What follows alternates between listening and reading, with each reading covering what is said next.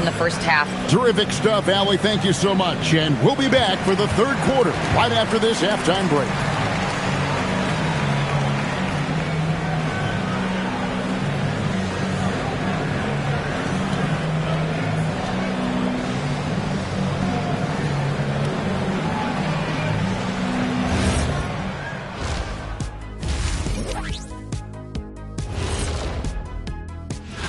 Looking at the Knicks, they're sort of stuck in this same range, right in the middle, here in the middle of the season. Middling overall, just like your analysis, Kenny. Oh, just kidding, my buddy. You're the best, or at least top 30. Top 30? That's saying top something. 30? And now let's check out the game at hand. It was a solid first half effort for the Hawks. We expect them to come out and play well. They put on their work clothes. They're taking care of things. That's what good teams do. This could have been a trap game for them, but they set the tone early, and I like what I'm seeing, man. I like it. I like it. And that's all for us. Now it's time to send it back to Kevin Harlan for the beginning of the third quarter.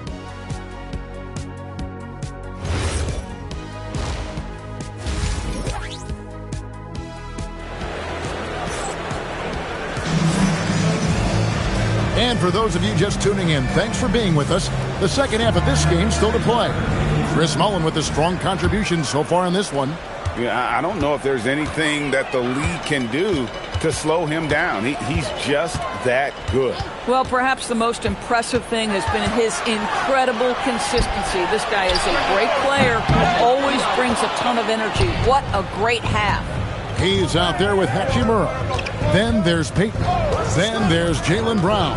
That's the 5 for New York right now. No one near him. And Mullin gets it to go on the assist from Suggs.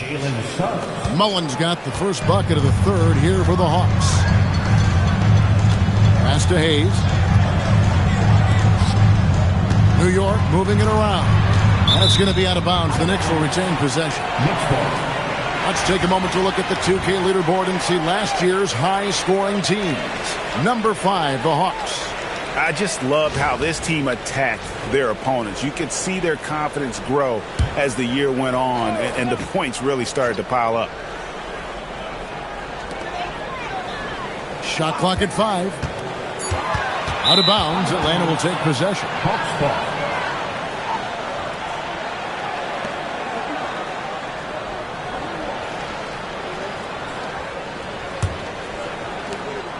The Hawks leading by 10. Second half rolling along now. About a minute played here. Outside, Suggs. Another shot. Malone's shot. Good. Malone's got 6. And they've only got a slight edge on the boards, but it just feels a lot bigger. Peyton the bounce pass. Brown kicks to Peyton. Shot clock at 6. Brown, no good. Boy, this has not been his night. The effort's certainly there, but he looks disjointed. Pass to Malone. Now Mullin. He's covered by Brown. And the call on the shot that sends him to the line. And this is his second trip to the line tonight. And Quinn Snyder wants a timeout. He's ready to talk things through with them. 2 shots. The Hawks call timeout. Here they are, fans. Put your hands together. Let's hear it for your Knicks City Dancer. First free throw is good.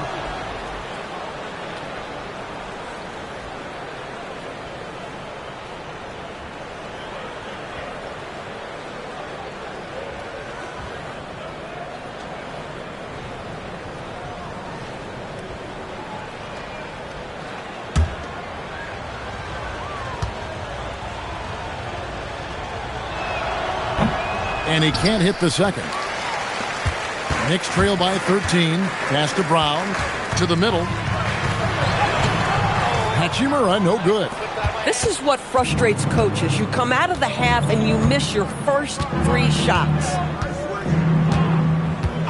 Outside Mullin. Here's the 3. They get it back. Malone, good. Malone's got 4 points this quarter. Just a solid performance on the interior. The rebounding has been off the charts. Payton against Suggs. Pass to Hachimura. That's in, coming off an assist from Payton. Hachimura's got 5 now. Finally, they get one to drop. That's one of their first 4 here in the third.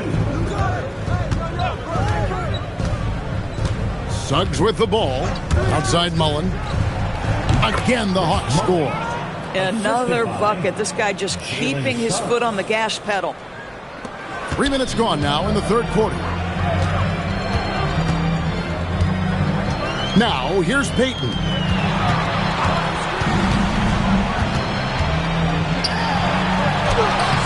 It's hauled in by Malone.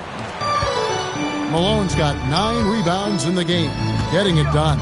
It's time to send it over now to our reporter, Allie LaForce. Thank you. Jalen Johnson, great in the two-man game, and he talked about how he operates off the pocket pass. He said, quote, "It's simple. You got to read before the catch. Point 5, quick decisions. Just how quarterbacks have progressions with receivers. I have progressions in the pocket, and I read those." Kevin? Okay, Allie, we thank you. Offline with his 3. He is single-handedly dropping the temperature in here with that cold streak. He is trying to shoot his way out of it, and it might be better for him to pass the basketball at this point. Here's Carroll. Hachimura grabs the miss. Hachimura's got 5 rebounds tonight. That one goes. Count it. High percentage look. You can't ask for much more than that. Atlanta leading by 12. Now Suggs. Mullen for 3. Hangs home the trifecta. Mullen's got 15. Boy, that's his second 3. First of this half, though. And so Mike Brown calls a timeout. He's going to take a minute here to get things straightened out.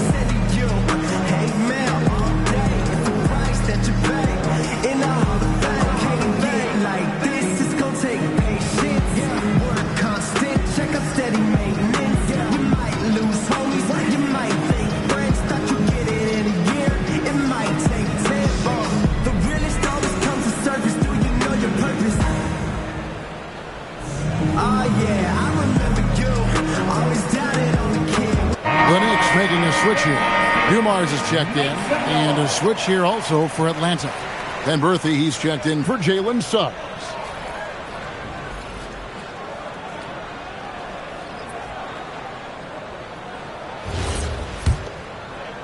So it's the Knicks now, down by 15. Brown outside. Trying to find Hachimura, gets it to him. Malone with the block. And it's out of bounds. Last touch by Malone. Let's take a second look at that fantastic block. And a block like that sends a message. One that says we're not giving up this lead.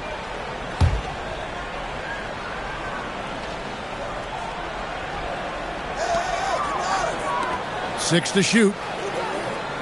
Hayes with the screen for Brown. Brown gets it done inside. Again and again, they're dissecting the defense and creating those high percentage looks from inside.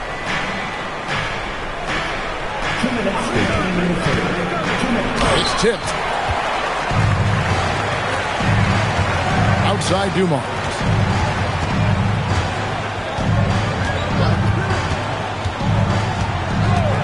Over to the wing. Oh, good on the 3. The Hawks leading by 13. covered by Dumont. And he banks in the layup.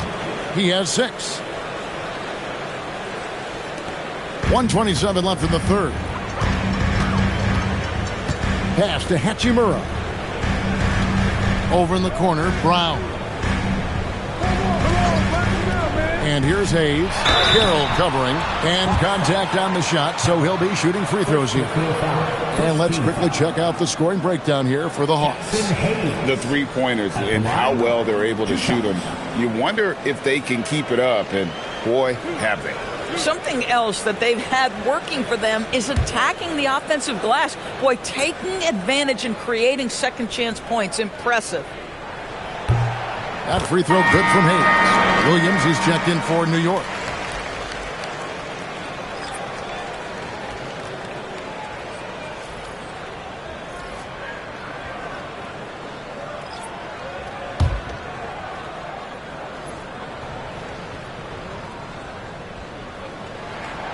So he makes 1 of 2 as the second one misses. The Hawks leading by 14.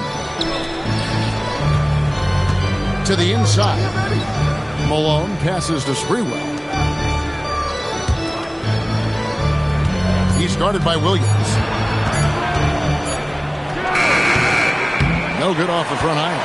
Boy, the team doing pretty well despite his offensive struggles right now. For 3. Rebound, Atlanta. And offensively, he has been a liability more than he's helped this quarter. Van Horn laid in with a nice touch off the glass. Van Horn's got 6 points. Big miscommunication on defense. He recognizes it and quickly takes advantage. And that's typical of this guy. He's always reading the situation, reacting quickly, and capitalizing. And the lack of effort to fight over the screen there makes that an easy shot. You know, we see this all the time. You're basically, as a defender, hoping the man misses rather than putting in the work to get over screens. Pass to Malone.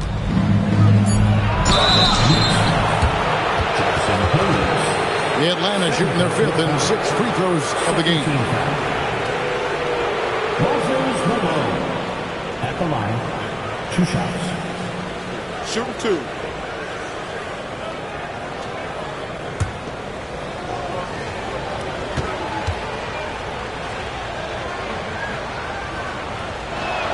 And he makes the first.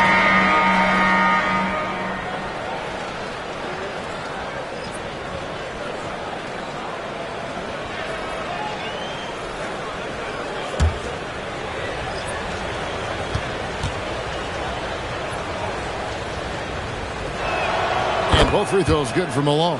So critical that your big men be able to shoot free throws at a high rate. And he got that one up in time, but doesn't go in. And so it's the Atlanta Hawks finding a 15-point lead at the end of the quarter. A look at the field goal percentage numbers tells the story of what tough defense they're playing today. We'll get right back to the action when we return.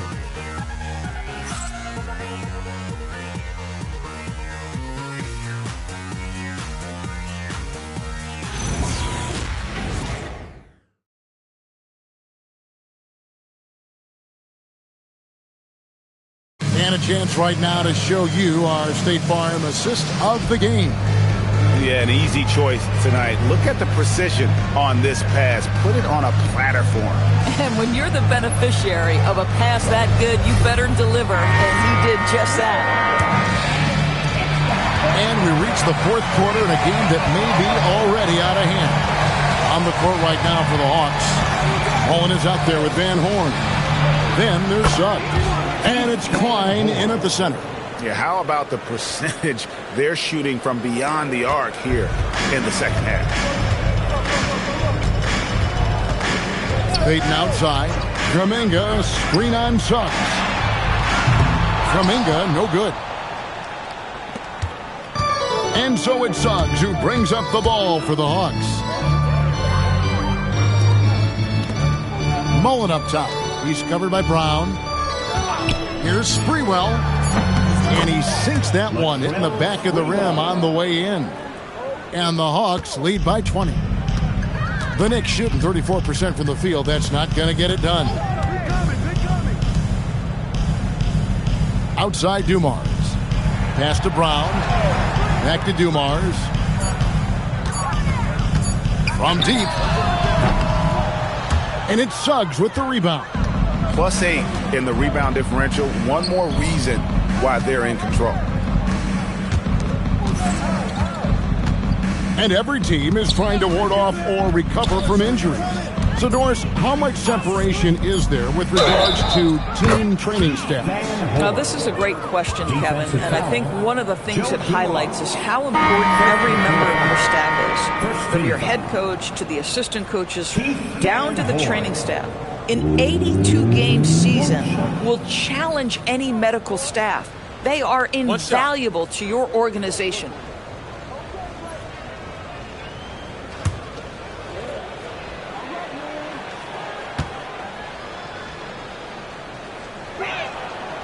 On the free throw, no good. New York's gotten off to an 0 for 2 start from downtown here in the fourth quarter. Brown, no good. The Hawks leading by 22. Outside, Suggs. Pass to Van Horn. Oh, and that one had the right spin on it, and it is good. Oh, great ball movement there. Here's Dumars. Some tough offensive sets. They want to turn it around. Yeah, right now you just need a bucket to get some momentum. And so it's Mike Brown here calling timeout. There was no hesitating. He wants to talk to the team right now. All right, fans. Get ready to dance like everyone's watching.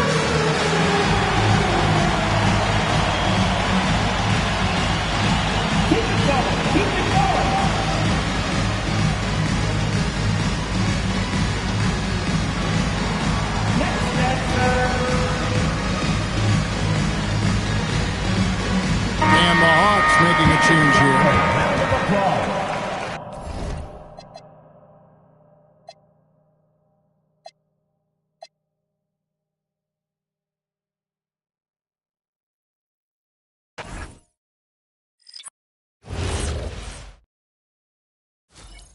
Pressure, help! Pick, baby! Don't wait for me. If you see it, just go. That's what's up. Oh, I know you like that one. These shots. Yeah, that's on you. One move. Get to him. Down screen, down. Here we go. Yep. Close again.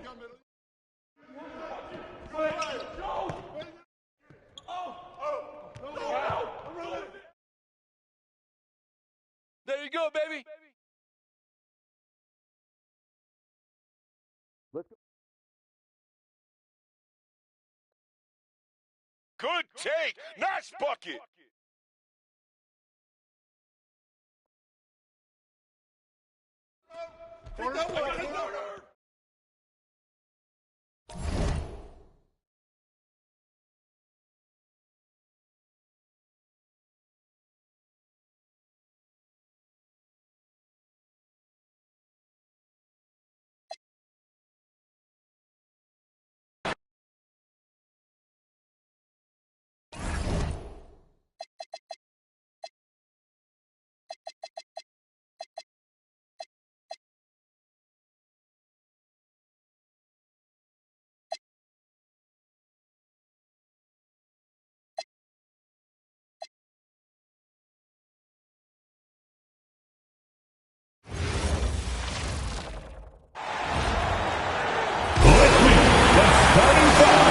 When it comes to these two teams, you have to expect they'll be relying on their front court to get it done here. Yeah, I think that's right, B.A. It should be an old-fashioned battle amongst the bigs. And whoever gets the edge in that matchup, I think gets the W. But we'll see. And the starting group for Chicago. They've got Scotty Barnes, Ivica Zubac's out there with Bol Bol. Then it's Giannis Antetokounmpo, Zubac. And it's good with time running down on the shot clock. Just taking it right to the rim, and no one was there to greet him. Easy possessions like that literally are just a gift. You just dream of them. He'll gladly take those. Pass to Caldwell Pope. 6 on the shot clock. The shot by Johnson, no good. And so it's Antetokounmpo with it. He brings it up for the Bulls. And here's Bull from outside the arc. And he buries his first look. Pick works well there, but the defense left a lot to be desired. Yeah, that just comes down to a lack of effort. The defender has to do a better job fighting through the screen. Now here's Caldwell Pope. Set up. Los Angeles needs to get off a shot. Here's Johnson. And the jumper is on the mark. He's someone opposing defenses have a hard time game planning for. And Richard, the Bulls going from playing one of the slowest paces in the league to one of the fastest. Yeah, that's what happens when you start to trend towards youth. You got to put those young legs to use, trying to pace and space with three-point shooting. And that one's good. Bull. Yeah, he's going to work early on the offensive glass. He's so amped up. With the start that he's having, I expect a monster night. Now here's Johnson. 8 points in his last time out. Pass to Caldwell Pope. Back to Johnson. Fires from deep. Chicago with a rebound. They're coming off a loss against Miami. It was, frankly, embarrassing. I was shocked by their disorganization, and I think they were too. Well, we'll see how they respond after that weak performance. It should tell us a lot about their character as a team. These are his first free throws of the game. The free throw drops for Bull.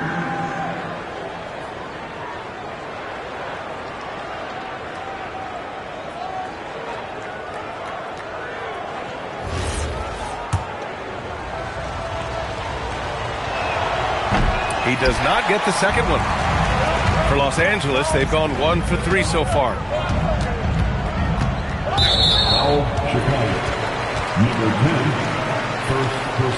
And now it's time to take another view of that huge swat. That'll put some fear into the shooters, and he made sure to do it early, too.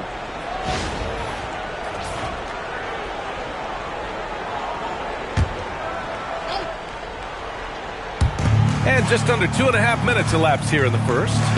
Caldwell Pope finds Johnson. Clock at 4. Over Antetokounmpo. Okay, it's taking them a moment to find their rhythm, opening the game with some uneven 1-for-4 shooting. Here's Bull. Doesn't go in. 2 for 4 in this game. Clippers trail by 6. Here's Marley. Buries it from 3. Defensively, you have to stay connected to him on the perimeter. The Bulls have gone 3 of 6 from the floor. Always a nice way to start. Makes his first one. Attacking in the painted area. Clearly that was their game plan coming in. Johnson on the wing.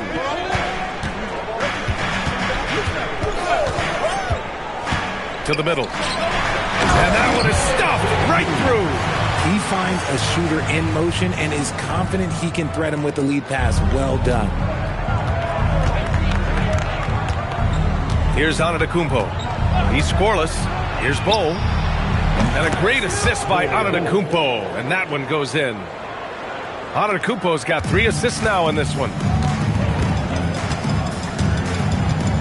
Barnes against Caldwell Pope. Pass to Johnson. Over Antetokounmpo. Count it. 2 for 4 from the field now. Oh, I love that possession for them, ending with an assisted bucket. And so Billy Donovan calls timeout. He's going to gather the troops and talk it over. Both teams will make substitutions. All right, now that we have a break, let's take a look at which teams capitalized from the line last season. Number 1, the Bulls. Well, last year, they were tremendous at the line. A very fundamentally sound team shooting-wise. And he almost made them regret defending him so loosely. The 17-footer. Out of bounds as Los Angeles keeps possession.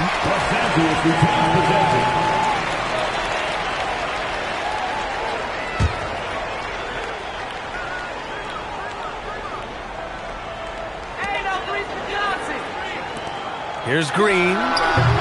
And Grimes pulls it down. I don't know if he got in his own head there or what, because the defense can't really take credit for that miss. Outside Bull. 5 on the clock. It's rebounded by Los Angeles. Outplayed in the previous game on their schedule. They lost to the Rockets. And guys, it really was a thrilling duel all the way to the end. You hated to see anyone walk away the loser. A loss is a loss, but some of them hurt more than others. You just hope the extended overtime minutes didn't zap their energy for this game. Here's Johnson. 2 minutes remaining in the first. Oh, and Johnson slams it in. I think we can say that shot is well within his range. Yeah, let's hope so. And the officials will call the illegal screen here. And that's his second foul committed with a lot of game left. Gotta be careful. Thomas, he's checked in for Los Angeles. Caldwell Pope comes in for Johnson.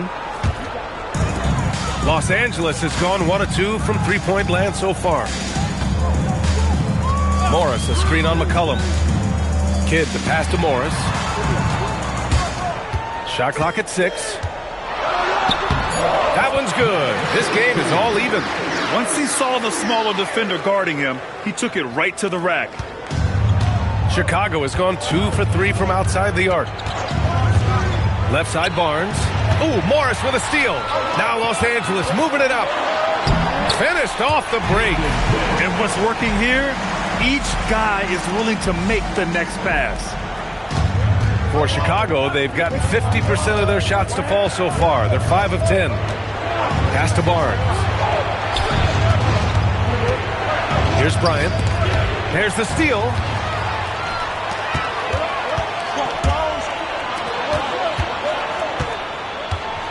On the wing, Caldwell Pope, covered by Grimes. Morris for 3.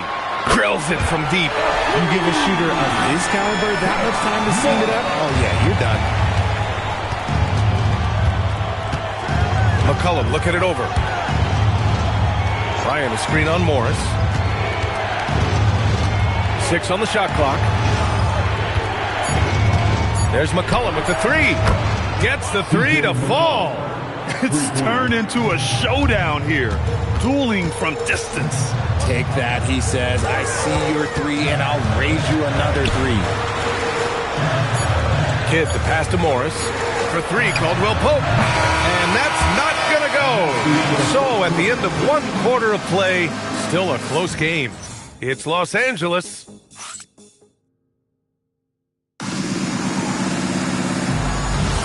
And we hope you're enjoying the game. Both teams tonight keeping things pretty even on the scoreboard so far.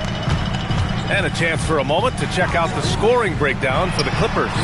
Well, they're off to a good start getting it inside and scoring at close range. Solid fundamentals so far in this one. And I've also liked how they've attacked the opposition off of turnovers. I mean, just making them pay for every mistake out there. We've got Jared Allen.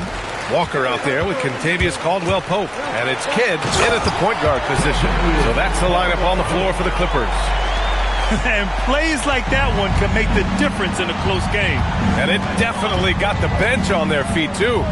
If you can feel the jolt of energy that he sent through his team, that is a huge boost in a tight game like this. Quarter number 2 and about a minute in. Allen with a screen on Van Vliet. Kidd, the pass to Allen. And he floats it in for the easy 2. Credit the sweet setup on that one. And their offensive game plan is clear. Get it inside and go to work. And here's Van Vliet from the arc. Pure from three-point range. If you're not right up there on him, oh, he's going to make you pay. Kidd, the pass to Walker. Outside, Caldwell-Pope. And they waste no time getting those 3 points back. Caldwell-Pope's got 5 points now this quarter. The Bulls trail by 4. And so Billy Donovan calls timeout. And we might see some changes. Coach potentially looking to adjust. Well, few descriptions more glowing than saying a player is clutch. What, in your opinion, Grant, enables a player to be that way? You know, B.A., it's about confidence and command. When you're able to process and execute under the pressure, both internal and external, that's when you have a chance to be clutch.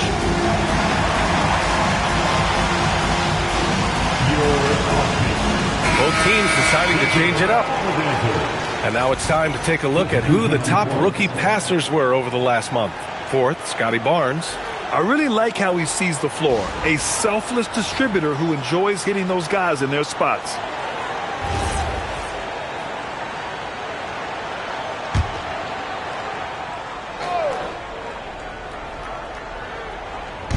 And here are the Bulls now. Back to Bull. Ooh, Morris with a steal. Here's Marley. Antetokounmpo covering. And out of bounds. The Bulls will take it.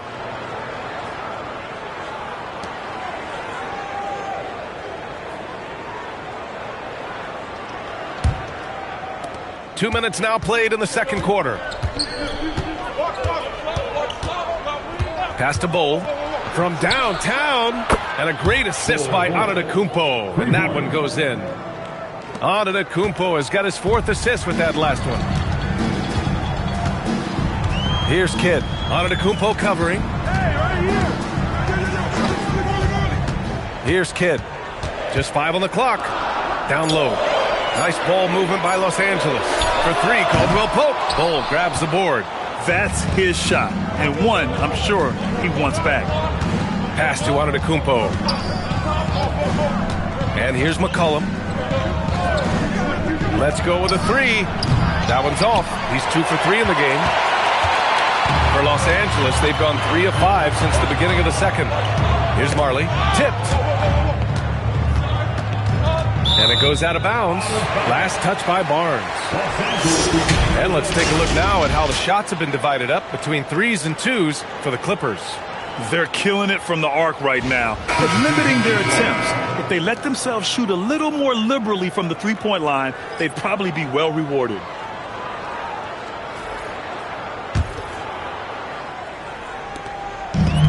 Los Angeles has gone 1 for 3 from downtown here in the second. Caldwell Pope. Pass to Johnson. Antetokounmpo with the block. Out of bounds as Los Angeles keeps possession. The Clippers making a switch here. Morris is checked in.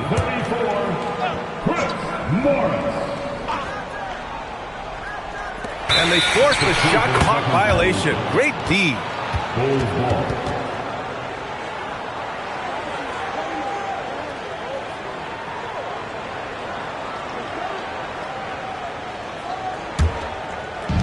Chicago has got 5 of 7 threes to drop here tonight.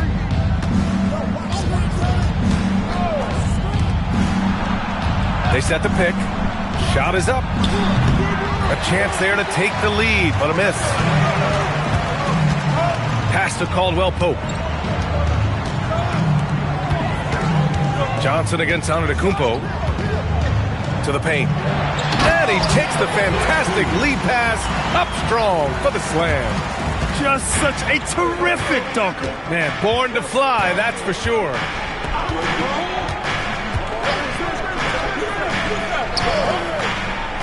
Bull, screen on Johnson. 5 on the clock.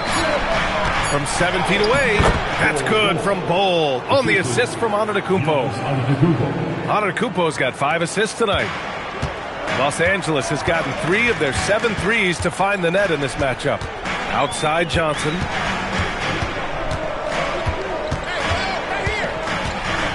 Down to 5 on the shot clock. Pulls up. With the clock winding down. Shrugs off the contact and dumps it home. He'll go to the line. And when the game is this close, you have to go all out. He certainly understands his role, huh?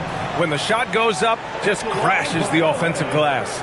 He's just giving them everything he has. It's why his teammates appreciate and enjoy playing with him. And Los Angeles making a change here. Johnson's checked in. And that one misses. One reason this game is so tight is because both teams are hitting the boards with reckless abandon.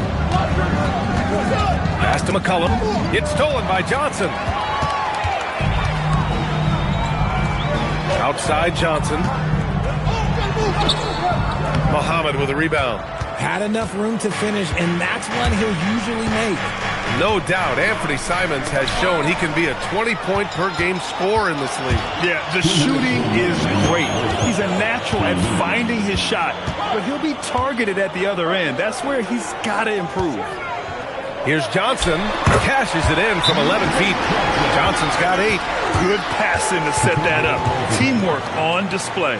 And so Billy Donovan calls timeout. Coach taking this moment to speak to his guys, maybe alter some of the game plan. And so it's Antetokounmpo with it. He brings it up for the Chicago Bulls. It's a 5-point game. Pass to McCollum. Takes the 3. Good. And Antetokounmpo gets the assist. Antetokounmpo has got 6 assists now in the game. Outside Johnson. 1:24 left to play in the first half. They're finding ways to get the ball into the paint. 5 consecutive buckets. Bulls trail by 4. Antetokounmpo outside. Shoots over Schroeder. Again, the Bulls score. Not all his mid-range jumpers are created equal. That's one they'll take all night long. Pass to Keith. Now Johnson. They set the screen. And count that. 2 points and a chance for one more at the line. And guys, the way this defense is getting manhandled down low, you have to wonder if they're at 100% right now. And he's got his first opportunity at the line here tonight. Draymond Green, he's checked in for the Clippers. Caldwell Pope comes in for Schroeder. Antetokounmpo, the pass to Bowl. That 3's off the mark. And just terrible defense. I don't know how he missed that shot. Pass to Green. Green with a screen on Antetokounmpo. Here's Johnson. And that one drops for him. Johnson's got 7 points here in the quarter. And once more this half, they find a way to get great position inside. 1 second separating the shot clock and the game clock. And here's McCollum. Give him 8 points now. 4 on the clock. Here's Bowl. Count it. Bowl's got 16 points now. And he's coming off a huge performance, and his confidence couldn't be any higher. And his coach knows that, too. When it ain't broke, leave it alone. Until someone stops him, just let him roll. Ali, as always, thank you.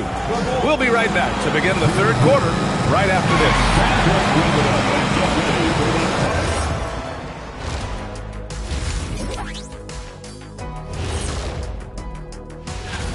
Well, I think for Los Angeles, I had them as a top team before the season, and now I'm picking them to make the finals. Tell me I'm wrong, Kenny. You can't, because I'm right. 2 plus 2.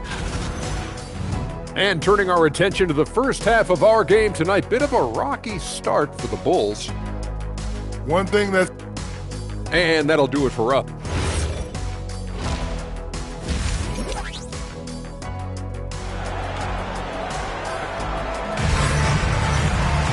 And after a fairly even first couple of quarters, this second half could turn out to be a great one, as both teams trying to gain an edge. One of the stories here, Bull getting it done today. They've leaned on him to provide a lot of offense, and that's how he likes it. He always wants to be a go-to guy for them. I'm sure he'll be calling for the ball even more in this half. On the court for Chicago, Bull out there with Ivica Zubac. Then it's Giannis Antetokounmpo. Then there's Barnes. Poke loose. It's stolen by Johnson. Here's the break. Oh, and Johnson slams it in. Adding insult to injury with the dunk off the steal. Nice to see a good play on D. That led to some fireworks. Once he poked it away, you knew what was on his mind. Chicago passing it around. Shot clock at 5. Chicago needs to get off the shot here. The 3 from Barnes. The Clippers grab the miss. He didn't make them pay for that weak defense, but they just can't rely on him to miss those kind of shots. And stolen by Bull. Pass to Barnes. It's not going to go for him. Los Angeles leading by 10. Johnson on the wing.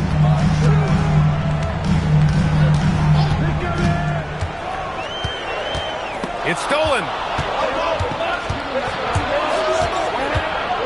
90 seconds into the second half now. The ball's knocked loose. Pass to Caldwell Pope. Back to Johnson. Clock at 6. To the inside. Zubac with the steal. Johnson against Barnes. Something the league has worked towards, seeing small market teams competing at a high level, Grant. Yeah, this league isn't just for the big cities. Smart drafting and team development can make any organization elite. And of course, that's the beauty of it all. And so Billy Donovan calls timeout. Coach probably just checking to make sure everybody's on the same page here. And taking a moment here, a look at the best rebounders among rookies over the last month. Scotty Barnes is second. Hey, the way he's been aggressively attacking the boards, you have to think he's earned the respect of his teammates.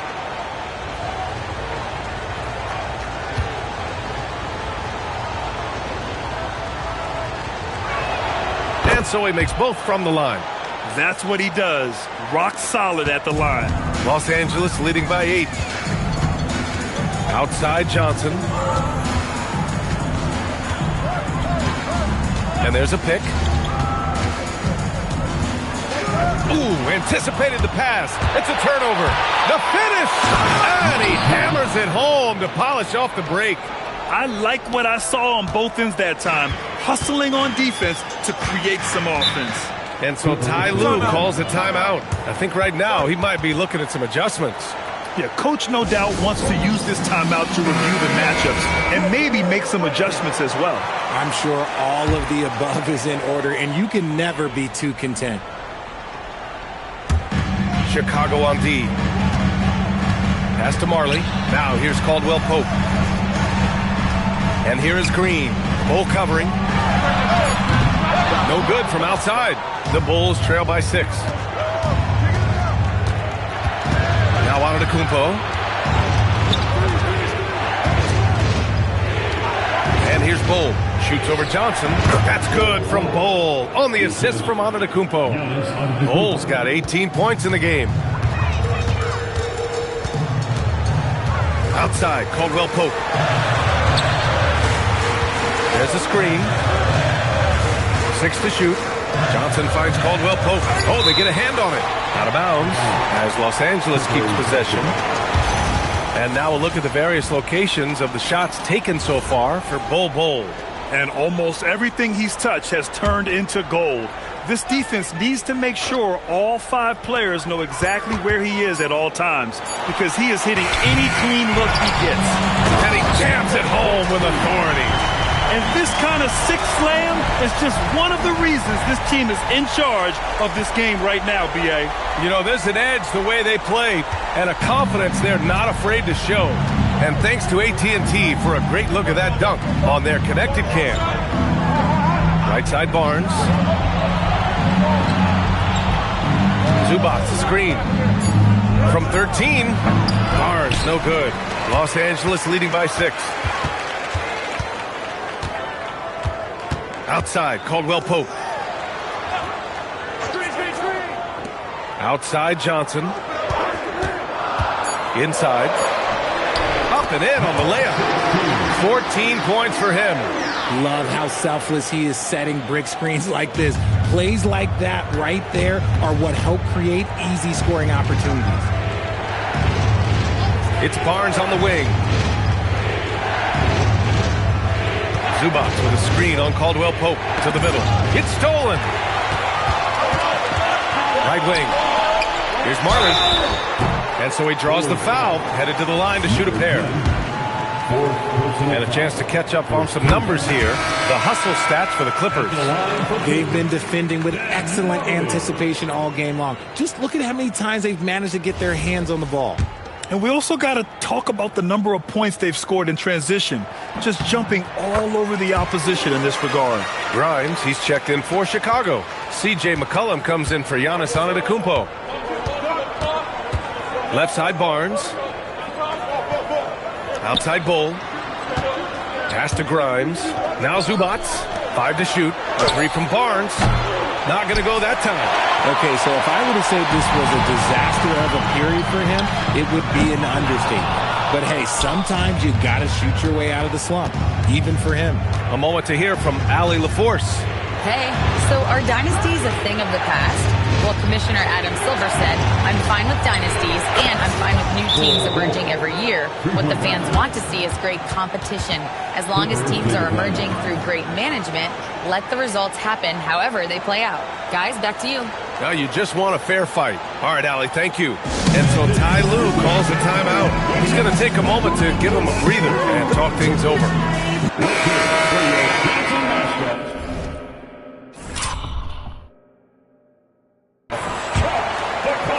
The Clippers lead by 7. A minute 39 left in the third quarter. To the left side wing. Knocks down the triple. Kid's got 5. I guess that defense thought they could live with that, and he punished them for thinking so. The Bulls have gone 3 of 7 here in this third quarter.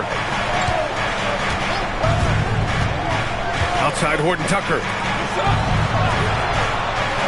Tries it from 19. The rebound by Allen. That's a shot he'd like back. He's usually going to make those. Johnson passes to Caldwell Pope.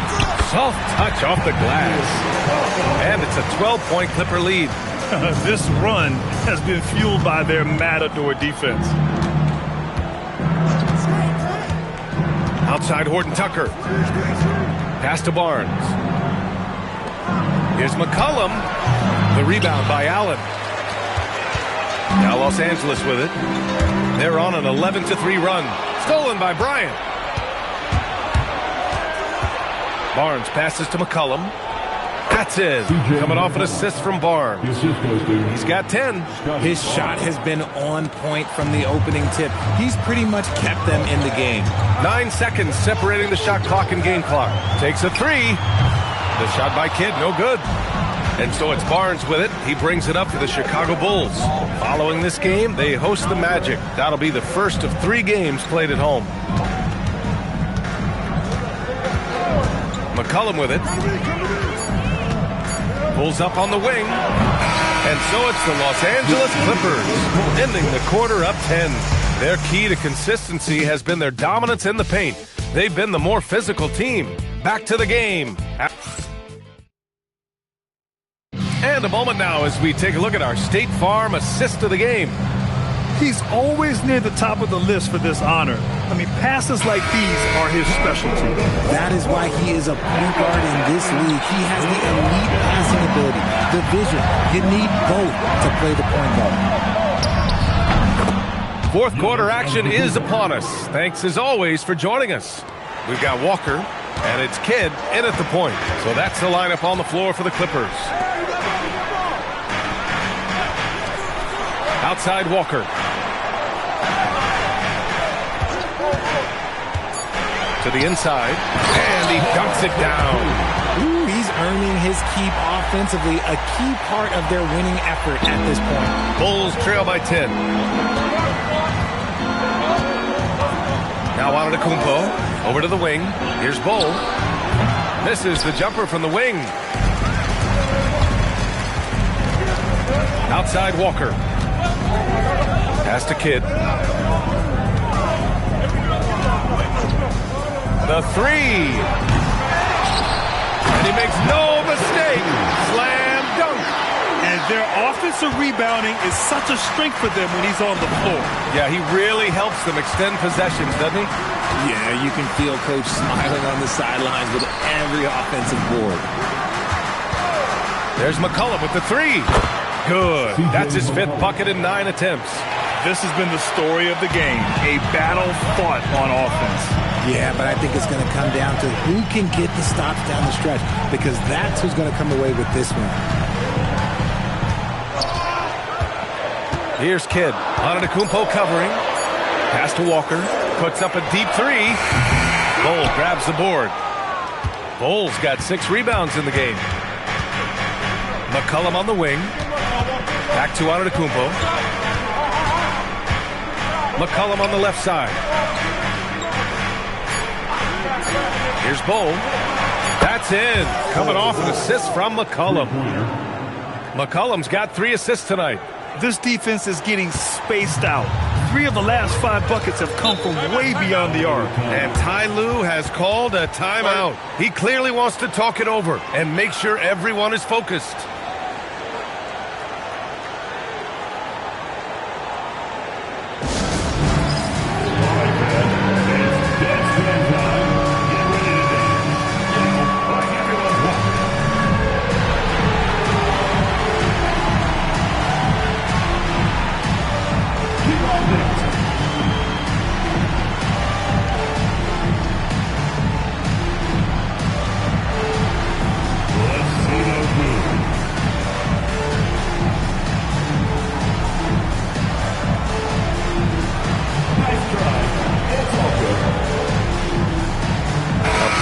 Substitution here for Chicago. And let's send it over to Allie LaForce. During that last break, Coach Tyronn Lue had some advice for the team. And despite the lead, they are still coaching this team hard. In the huddle, they told their guys to stay alert. Do not give them anything easy. They want to protect this late lead, guys. Great work, Allie. Thanks. Right side, Barnes. Pass to Johnson.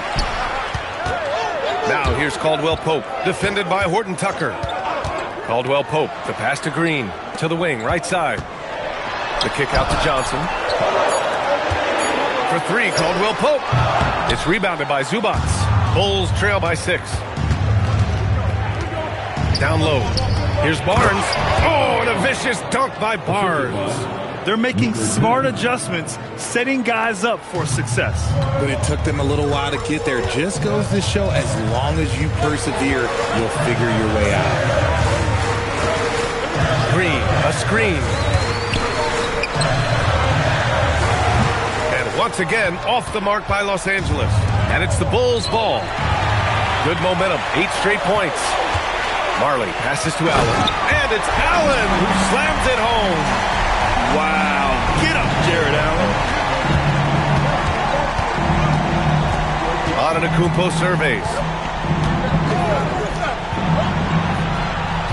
Zubac with a screen on Green. That was a good call. The defense wasn't established. The Bulls making a switch here. Bulls checked in. Substitution on the court.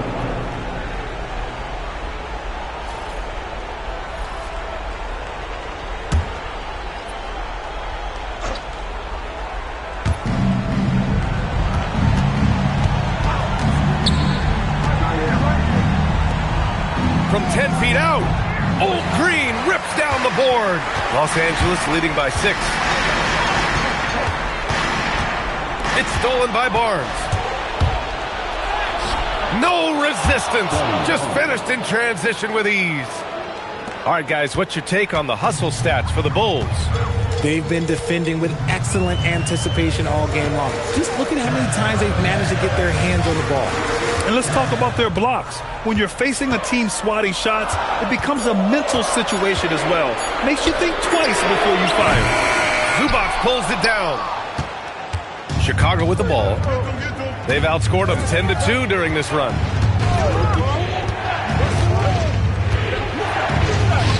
Yes, sir! The finish with the jam! Nice ball movement there. Delivered the pass right on time. And so it's Johnson with it. He brings it up for the LA Clippers. They held a 12-point lead earlier. Zubac with the steal. It's an even 3-on-3 break. Outside Bull. Barnes in the post. He's covered by Caldwell Pope. 3 on the clock. And Giannis Antetokounmpo picks up that foul. That's his first foul.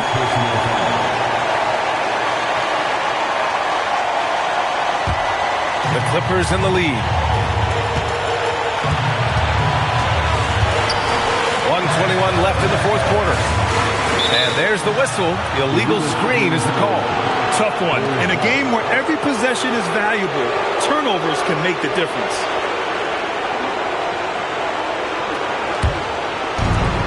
Chicago's gone 2 of 2 from outside so far in the fourth. Zubac with a screen on Green. Now Barnes to take the lead. Oh, it doesn't go. He is just so deadly from out there. You expect that to fall.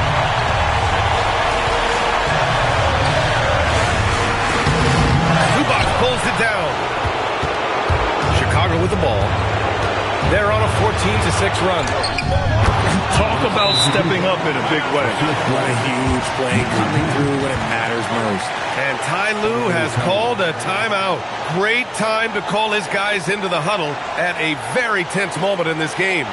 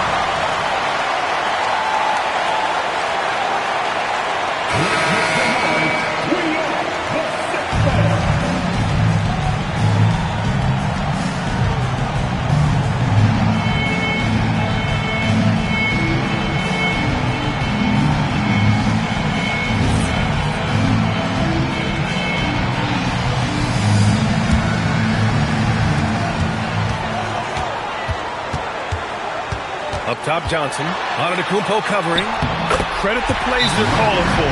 Getting him right now some good shots. And timeout is called by Billy Donovan. There is a lot on the line, and he is determined to make sure everyone's on the same page.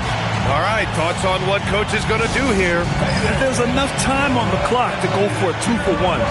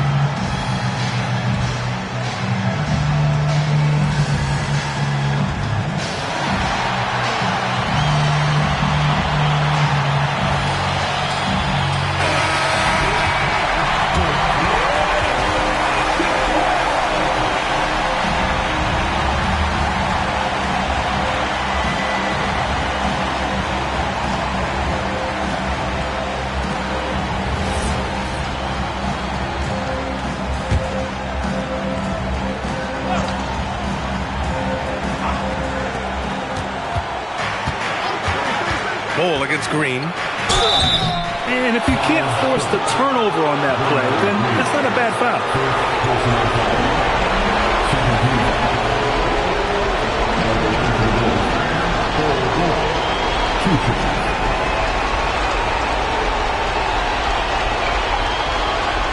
Shooting two.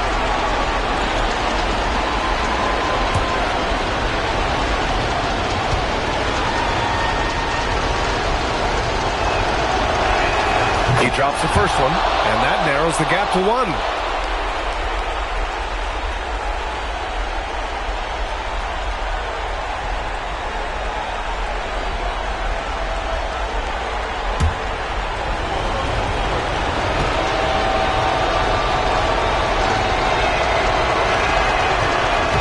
sink it, and that was an important free throw.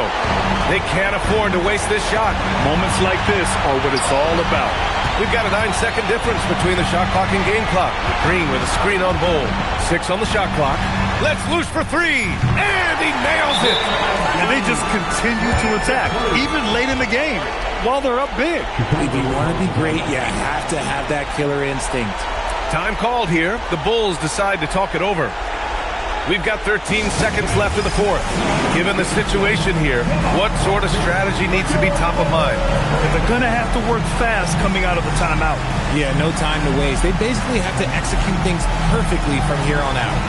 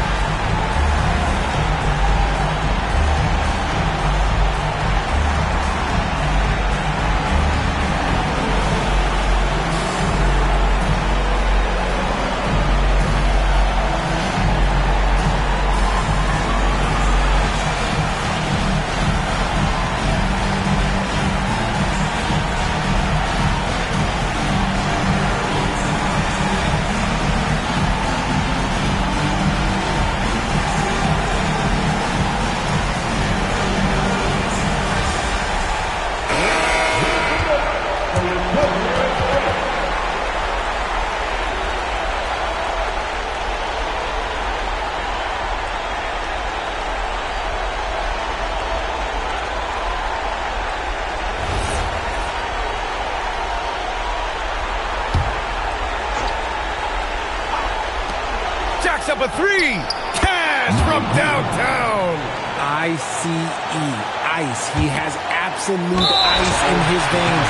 This guy, he lives for these moments. Getting a little desperate at this stage. I mean, clock's the big factor. And that's an intentional foul.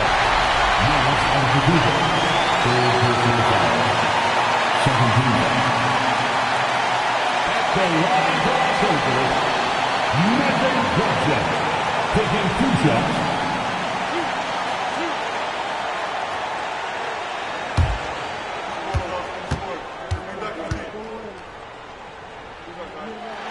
He hits the first one, and that'll put him up 2. So he goes 2 for 2 at the line, and it's a 3-point game. Couldn't have asked for anything better there. Only a 3 can tie it now. From downtown. Oh, missed on the train. So it's the Clippers taking the W in a close one. What a performance they had.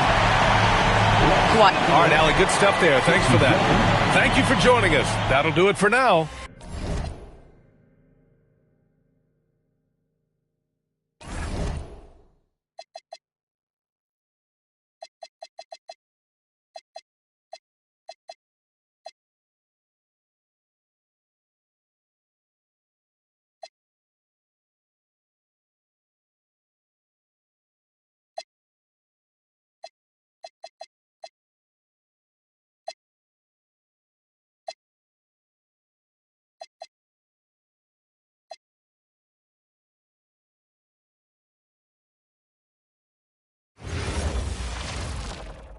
Hello, basketball fans. You saw the opening lineup for the Heat.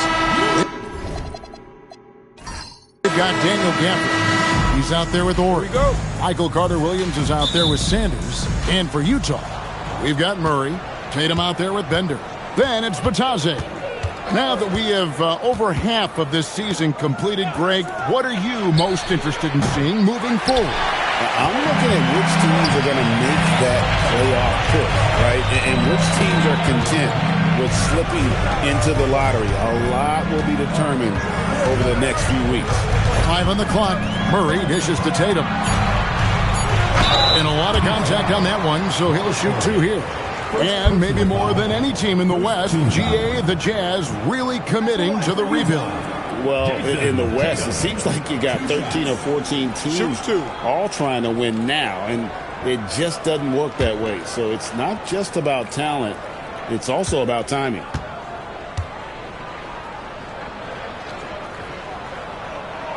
the first one at the line is good. And this kid understands the importance of free throws. Tatum doesn't take them lightly.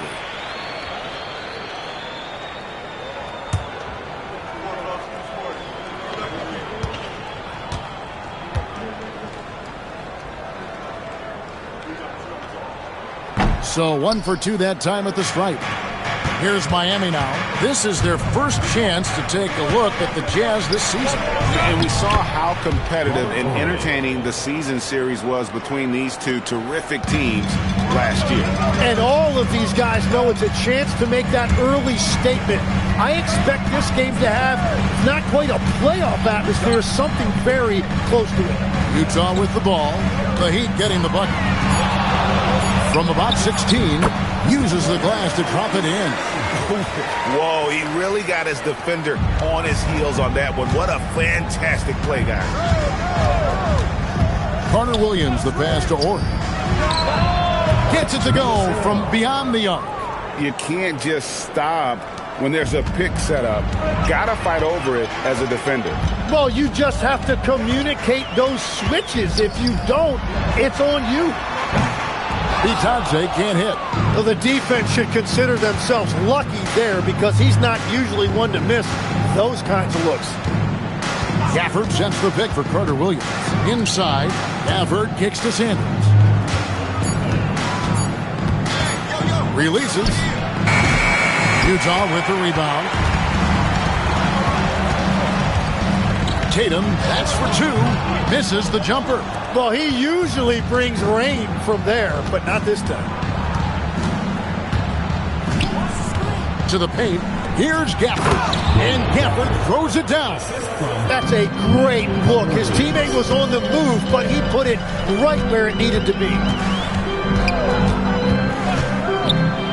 This one for 3. That one misses.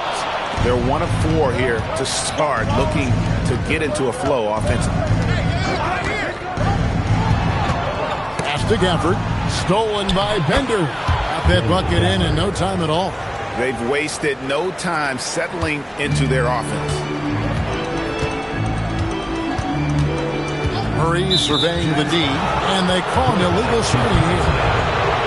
Let's bring up the 2K leaderboard. Show you the teams that have shot the lights out during the last month. The Heat in second.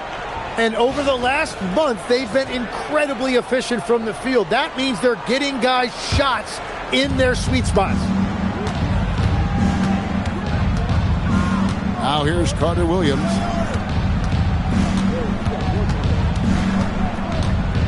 Sanders with a screen on Murray. Down to 5 on the shot clock. Shoots it. Bender with the rebound. Jazz trail by 6. Murray outside. Tatum setting the pick for Murray. The Jazz need to get off a shot here. Another miss by Utah. For Miami, they've gone 4 of 7 from the field, shooting over 50%. Pass to Sanders. Over Murray. And the wing jumper offline. Jazz have gone just 1 for 5 from the field to start the quarter. Tatum with a screen on Carter Williams. To end the drought. Rebounded by Gafford. Definitely a situation you want to make sure you don't give him too good of a look. And the dunk by Ori. And he just dangles from the bucket after sending that one through. And you can see which team has the swagger right now. And so the timeout by Will Hardy here. He made the decision to huddle up with his guys and talk about strategy.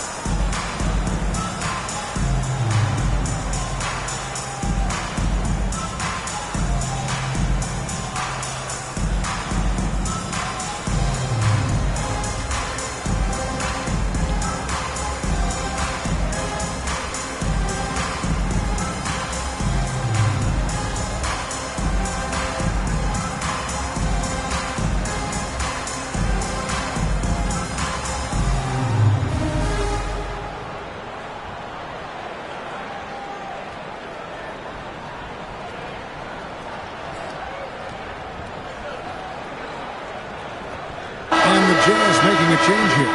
Abrinas is checked in. Heat also with the sub. Smith is checked in.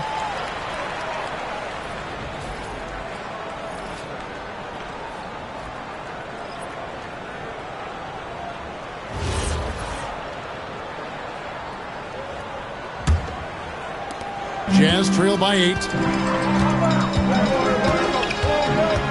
Murray with it. Still without a basket. Down low. And the rejection by Sanders. To the inside. Here's Gafford. And he drops in the layup off the glass. The ball movement on this run has been fantastic and is a big part of why they've been able to get these good looks. Smith against Murray. To the paint. Sanders with the steal. Horry against Murray. Horry passes to Sanders. To the middle. Stolen by Bender. Gafford lays it up and banks it in. Gafford's got 8 points. And a look at how the hustle game has been going for Miami. And just a great job so far applying pressure defensively. The opposition is on their heels with the ball in their hand. Nightmares clamps thus far. And then there's the points off turnovers. They've really made the other team pay when they've lacked ball security. Now here is Smith. 6 on the shot clock. The Heat need to get a shot off. And Sanders kicks to Gafford. Picked off in midair. To halt the run, and that's 2 points on the layup. And they need those kind of plays right now. Smart defense that generates some hope. And so it's Smith with it. He'll bring it up for the Heat. This game coming on the heels of their win against Chicago. Mental toughness on the road. The arena was rocking, but they just got down to business and never let up. There is nothing better than a big win on the road for team chemistry. It is something you can build on. He gets that one. Bitadze's got it back down to within single digits for Utah. Now how about how he sets his man up there, runs him right into the screen, and then gets fast. Good on the three-point shot. He's got 6. And the defense looks soft early on. They've got to sum it up. A little more sense of urgency.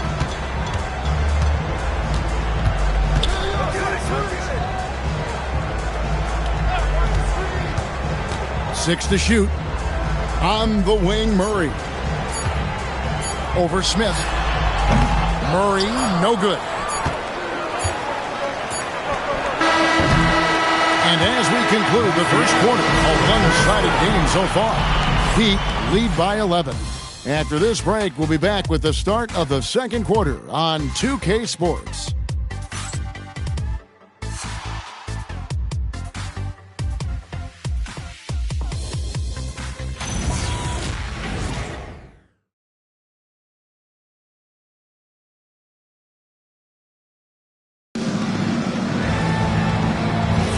And so far through one quarter, it's been a lopsided game. We'll see if that changes here in the second. And guys, we've seen a confident-looking Heat team out there.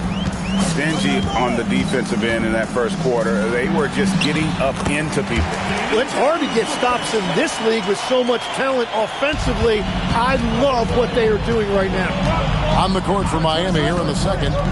Caleb Martin out there with Daniel Gafford. Then it's Michael Carter-Williams. And there's Horry. And it's Sanders in at the 5, patrolling the paint. It's stolen by Jones. Let's check in now with our Allie LaForce, who's got a story for us. Allie? Thanks a lot, Kevin. The Miami Heat's head coach Eric Spoelstra talked about their approach, and he said, you got to try to take control of the game, set the tone, and play consistently throughout. Everybody's trying to do the same thing. It's who can impose their will longer than the other team. Back to you. He knows his stuff. All right, Allie, thank you for the report. Outside for Martin. And here is Carter-Williams. No scoring in this one. Here's Gafford. Good work defensively by Malone. Jazz trail by 9. Inside. Here's Jones. Oh, and the dunk by Jones. I love Tatum's ability to pass. It's going to really enhance his ability to score it as his career progresses. And Eric Spoelstra wants a timeout. He's going to make some adjustments to the game plan. And GA, a lot of the best defensive teams in the league have some stout zone looks they can go to. Where do those in a game come in handy? I mean, often it's a way of challenging opponents to make perimeter shots, but also you want to show different looks just to kind of disrupt the rhythm of a team's offensive flow. Josh Christopher, he's checked in for Martin. We're closing in on 2 minutes played here in the second quarter. Pass to Sanders. Just 5 to shoot. Here's Christopher.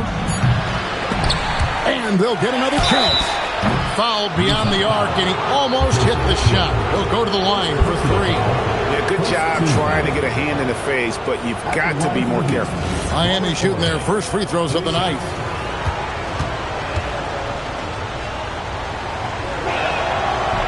No good on the free throw.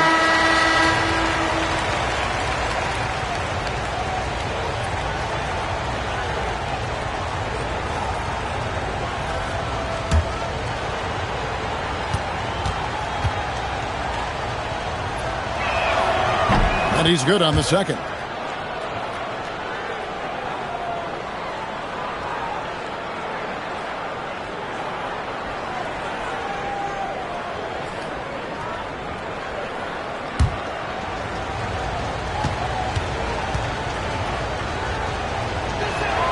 And he nails the third.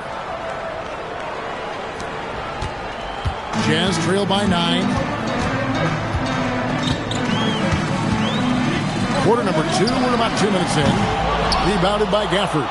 And they continue to control the glass. Carter Williams, the pass to Gafford.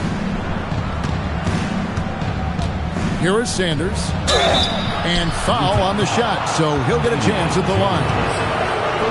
He's getting his first free throw attempt of the night right now. At the line for the Heat, Larry Sanders, taking 2 shots.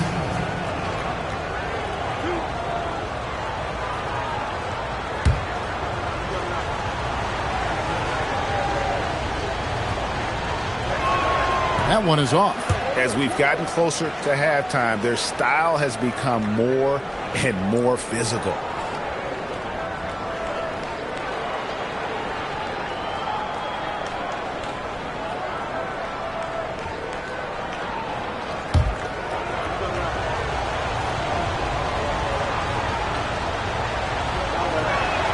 No good at the stripe this time. Second misses also. To the middle. Here's Tatum. Inside, Tatum. Well, the defense is going to try to shut down certain things, but it's impossible to deny everything. That's a skilled play right there. For the screen on Matthews. Down low. Gafford kicks to Sanders. Here's Carter Williams. Miami no good on that time either. Yeah, so many times we will see shooters of any caliber miss that wide open 3.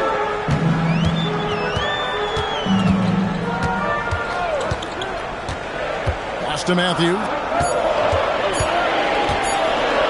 Tries a 3. And it's Miami with the rebound. Gafford's got rebound number 5 here tonight. Carter Williams, the pass to Orr. Carter Williams feeling it out a bit. That 3 off the mark. And so it's Matthews with it, bringing it up now for the Utah Jazz. Only giving up 2 points this quarter. Off target on the 15-footer. Another rebound hauled in. They're hitting the glass with a lot of passion. The putback. Great positioning on the putback. And the Heat lead by 9. Just in a perfect position to grab that rebound and then get the putback. Malone, a screen on Carter Williams. Pass to Malone. And then Malone with the dunk. And wait to finish and cut into that lead a little bit. Yeah, but look at the basket guy still shaking. Carter Williams, the pass to Orr. To the paint. Here's Gafford. And he floats in for the easy 2. Credit the assist on that one. And at the offensive end, he's done about as much as they could have hoped for today. They need a good offensive possession. Yeah, they've gone a long time without a bucket. Malone sets the pick for Matthews. Shooting foul as the whistle blows. He'll shoot 2 free throws. Personal foul. Larry Sanders picks one up. So you can talk about the physical challenges, Tim, of today's game. One thing the players have a little easier, certainly, is the way they travel from game to game. Utah timeout. Well, there is no question about that. I didn't even get on a charter till the middle of my NBA career. Oh, my goodness. In the mid-90s, we were still flying commercial till that point, but there's no doubt travel is better for players. I think also some of the things they've added for guys like massage therapists and acupuncturists and even personal chefs, all of that makes it a little bit easier for today's NBA player. Now, if we can do it for the broadcasters, that would really be a win. Sign me up, Kevin. I'll be right there reclining fully right next to you.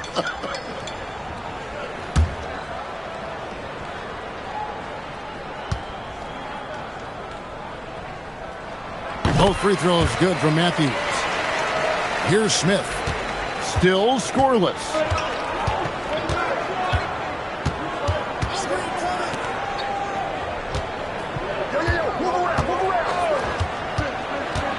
Pass to Sanders. It's good. It's his second basket. He's shooting 2 for 4. Well, he's raising the stakes here in the second quarter and being more efficient in the process. Murray against Orr. Murray outside. And it's Murray with the jam. I mean, you love the way Murray can vary his pace out there, keeps defenders guessing. Pass to Ori. 1:30 left in the first half of the game.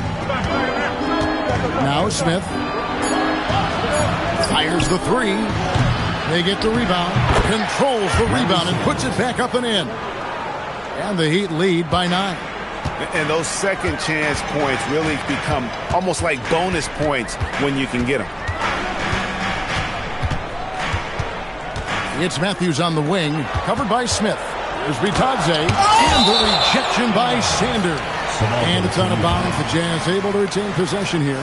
And now let's take a look again at that incredible rejection. And big defensive plays like that will help them stay in control of this one. Arenas is checked in for Utah. Terrence Davis, he's checked in for the Heat. 58 seconds left in the first half of basketball. The Jazz with another miss. Well, his poor shooting hasn't helped them much, but you can't point the finger solely at him for why they're behind. Pass to Ori. Back to Davis. Just 5 on the clock. Latrey. Utah with the rebound. They defeated Indiana in their last game. Yeah, I think they prepared to face more defensive pressure, and that one didn't happen, and boy, they just rolled. This has been that rare night where they got pretty much anything they wanted offensively.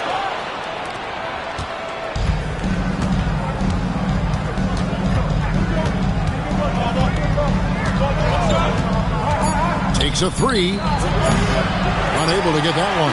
And so it's Miami in control with the 9-point lead to end the quarter. Their defense has been terrific in this game. Now we have a moment to go courtside. Allie LaForce has got something for us. I'm here with Coach Spoelstra. Coach, the intensity has been there defensively. Are you pleased with what you've seen?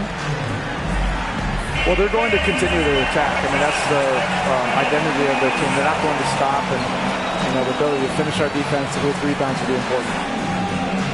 Allie, thank you for that interview. And now we're at halftime. And we'll be back to bring you more basketball after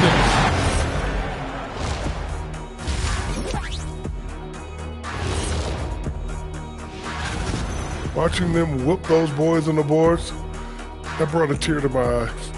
And I don't cry. I get you. And moving on, let's take a peek at how the East is shaping up here in the midseason. Looking at Miami, there are some high expectations. And that's all for us.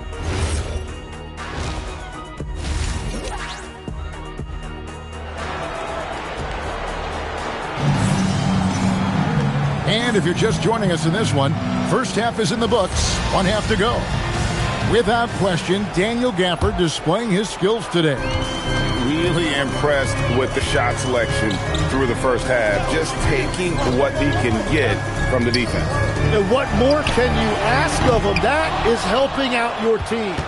They've got Jason Tatum. Bender out there with Goga Batadze. Then there's Murray.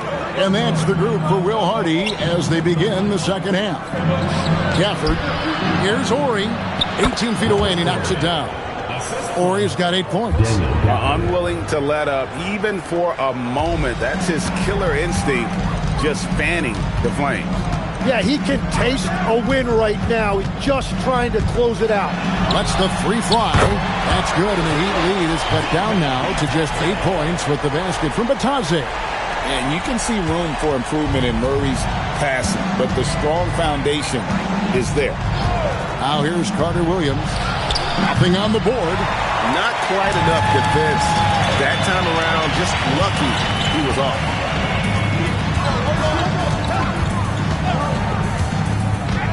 Tatum a screen. Pass to Murray. Off target with his 3. Miami leading by 8. Horry passes to Carter Williams.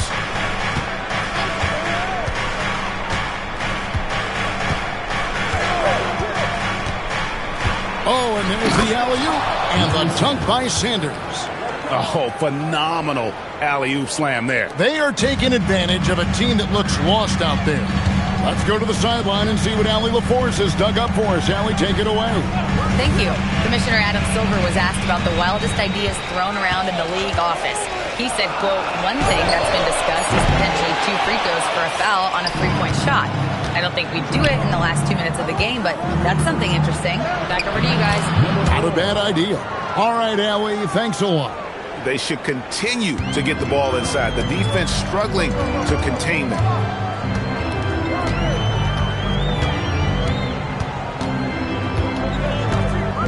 Takes it inside. And it's good for 2. He's got 6. You can just see the passion and love in which he plays the game. You see how he prepares, the work ethic, the way he interacts with his teammates. And when he hits the floor, it's all about the game. Now here's Carter Williams. Still scoreless. At the elbow, Sanders. And it's Goga Bitadze with the foul. That's foul number 2 for him. Yeah, that's a tough call right there, and really a tough break for the D. Just over 2.5 minutes gone by here in the second half. Clock at 6. Horry kicks to Gafford. Stolen by Bender. Great anticipation defensively. He saw the ball coming before it even left the passer's hands. Now, Carter Williams.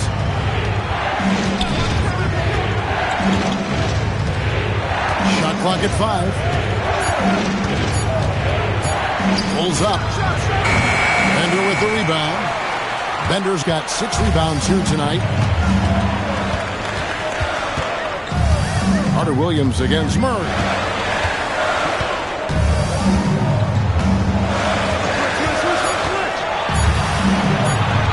It's good.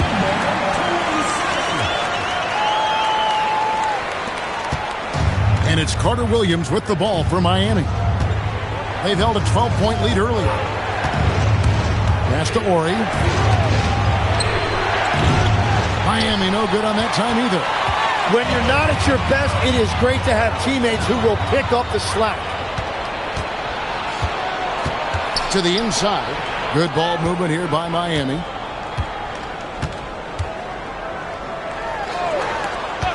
Shot clock at 6.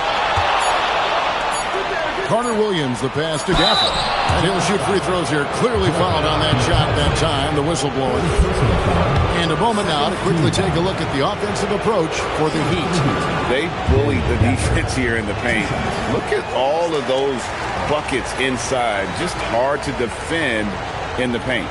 And I've also been very impressed with their ball movement. It has led to better shots. The offense overall has had a great rhythm.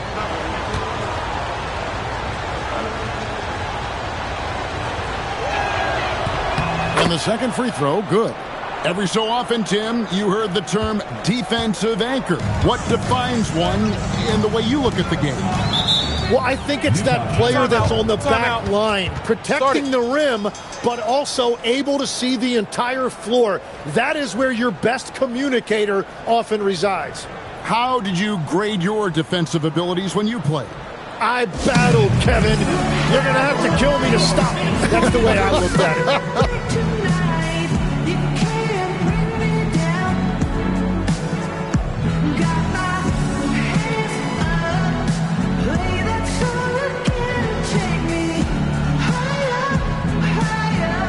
And the Jazz with some changes. Damian Jones is checked in for Goga Bitadze. And Karl Malone subbed in for Dragan Bender.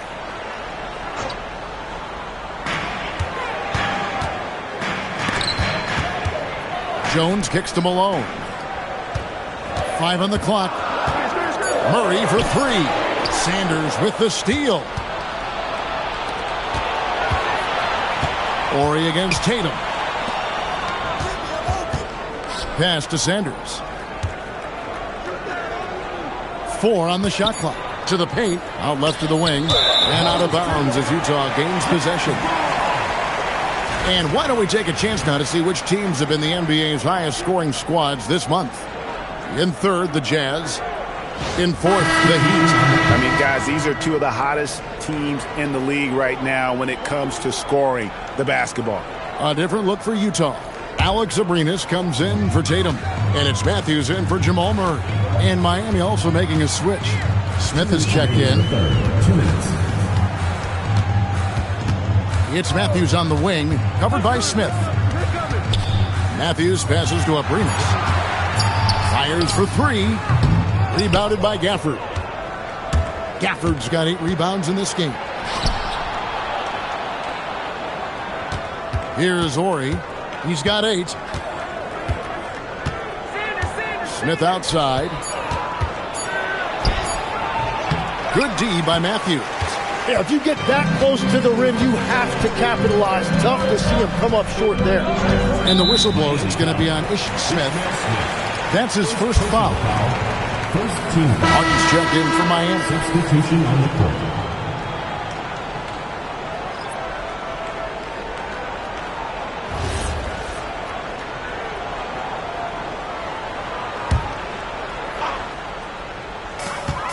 .119 left in the third quarter. Malone sets the pick for Matthews. 6 on the shot clock. Back to Malone. Another miss by Utah. Miami leading by 7. Outside, Horry. Matthews against Smith.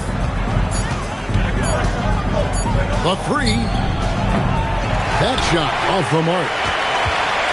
They time it right. They can end this quarter with a 2 for 1. And that's how you want to end the quarters.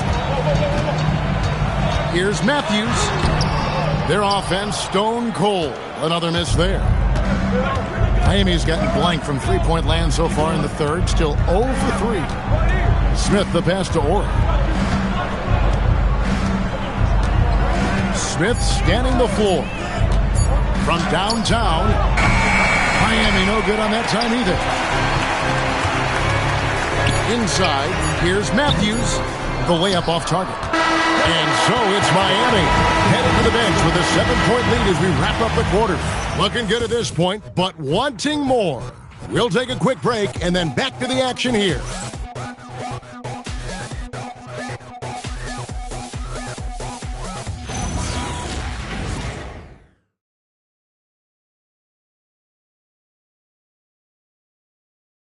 And how about a look now at our assist of the game? Brought to you by State Farm. Yeah, an easy choice tonight. Look at the precision on this pass. Put it on a platter for him. Yeah, playing for one another. That's the definition of teamwork. And this is it. Glad to have you along for this fourth and final quarter. On the floor for Miami, we've got Sanders. Daniel Gafford is out there with Horry.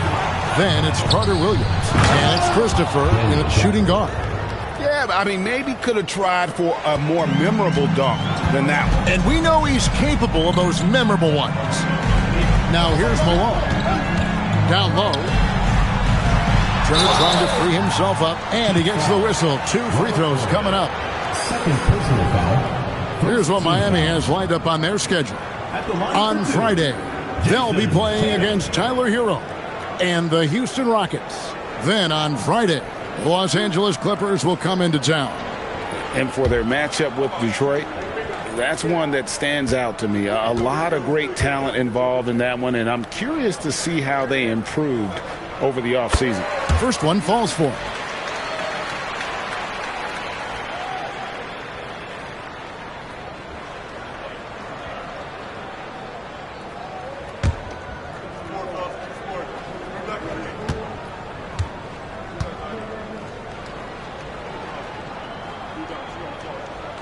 And so he hits both. And so here is Miami. They've held a 12-point lead earlier. Carter Williams, the pass to Ori. Here's Christopher. Good, and it's Ori picking up the assist. Christopher's got himself going there. His first points of the game in the deep ball. Outside Turner. Nice ball movement by Utah. Pulls it from the elbow. Tatum on the wing.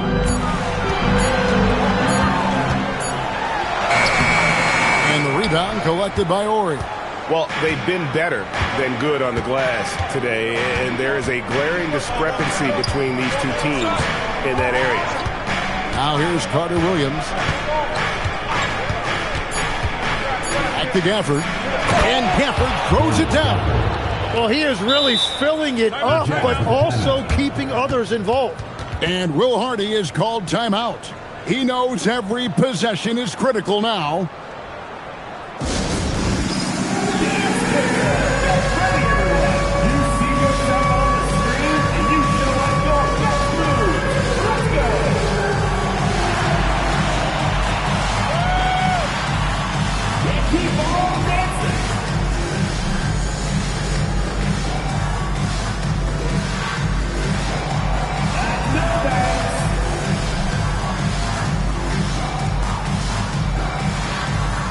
Both teams will make substitutions.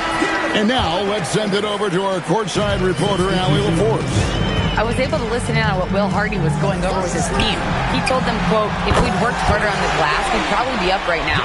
Show some heart. Show some pride. It was a very direct message. Back to you guys. All right, Allie, thank you. And here is Carter Williams. After Jason Tatum getting his shot to go from deep. Screen by Gafford. It's tipped. There's the drive. Abrinas with the bucket. Now here's Carter Williams.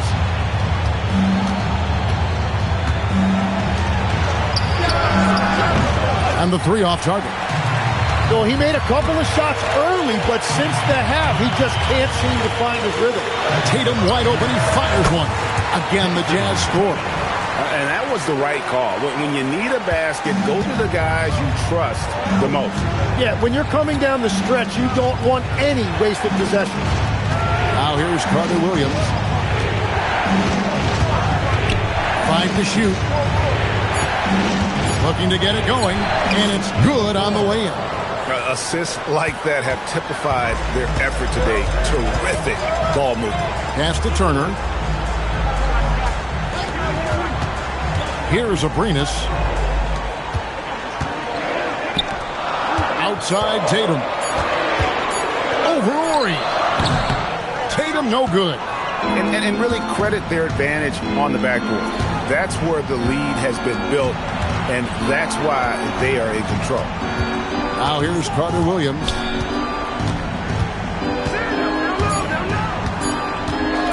Over Malone.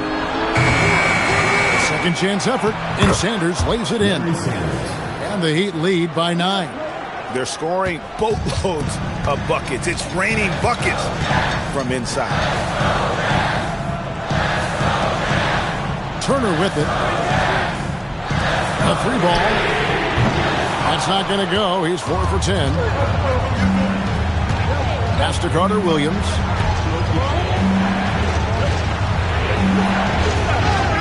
screen by Gafford. And he banks the layup in. Not a lot of resistance on the inside, and they're taking full advantage. And Will Hardy is called timeout. He's clearly intent on wanting to lock in and make sure everyone's on the same page. A different look for Utah. Goga Bitadze is checked in for Turner. Hagenbender comes in for Malone. And Murray subbed in for Alex Abrinas. It's off.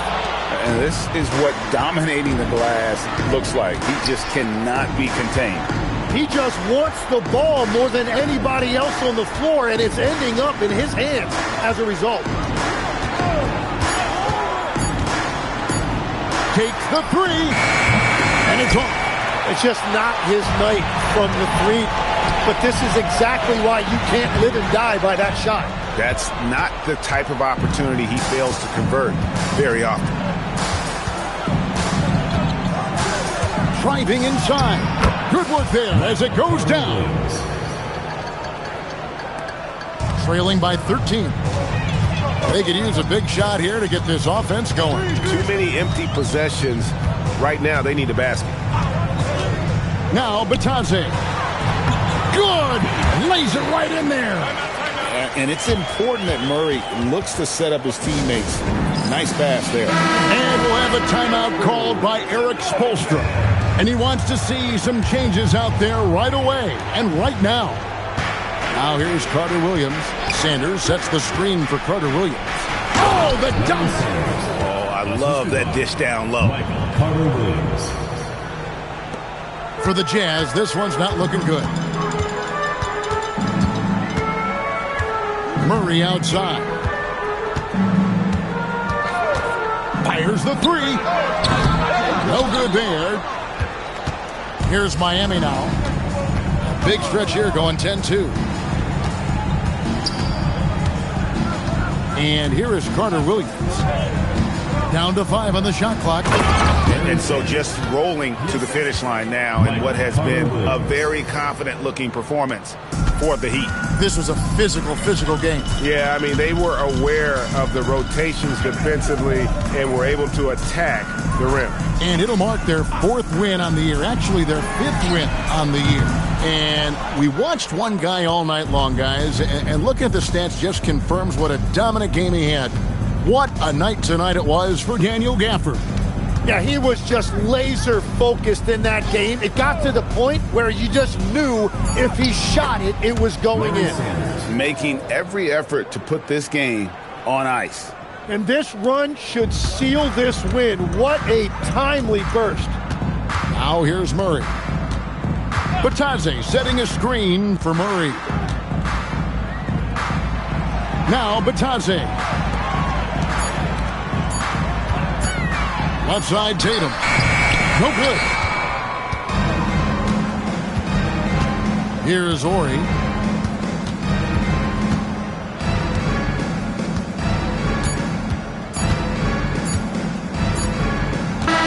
And so Miami takes this one by a big margin. To come into an opponent's building and dominate the way they did tonight says, I think, Greg, an awful lot about this team.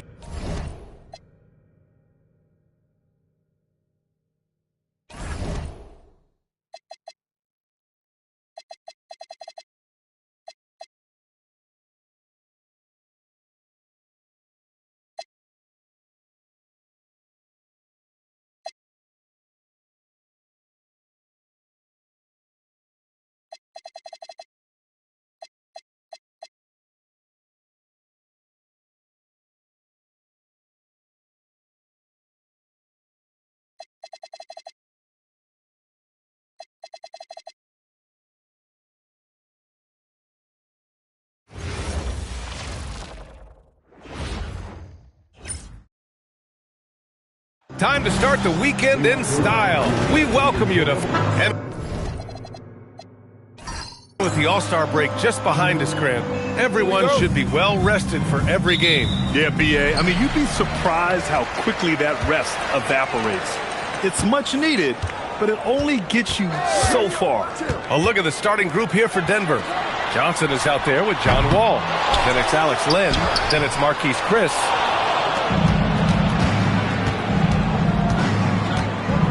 Pass to Johnson. Fires for three. No good that time.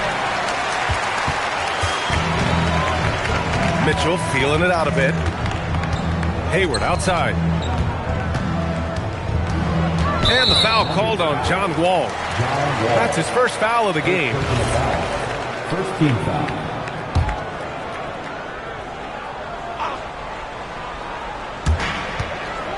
Pass to Barnes. Back to Hayward. Clock at 6. Giddey against Wall. And that one's good. Giddey. Giddey continues to work on improving his offensive game, including his mid-range jumper. And now just over a minute played here in the first.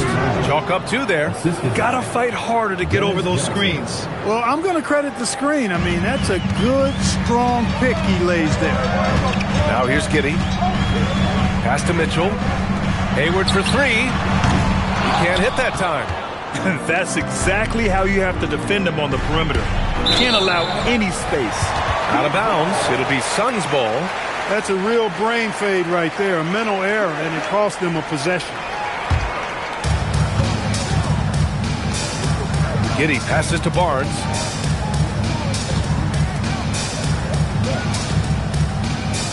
They set the pick. Just 5 to shoot. Out to Hayward. The 3 ball. Rebounded by Denver. And about 2 minutes into the first quarter here. And Grant, you played a half-decade in Phoenix. What stands out the most? Well, B.A., a great city with great fans. And that exciting run in 2010 where we made it to the conference finals. Now here's Chris. And it's blocked right out of the air and controls it. Pass to Giddey. Back to Mitchell. And here's Hayward. Deflected. I mean, he's yet to make a shot this quarter. At some point, you got to look for other ways to impact the game. Wall, the pass to Johnson. Back to Wall.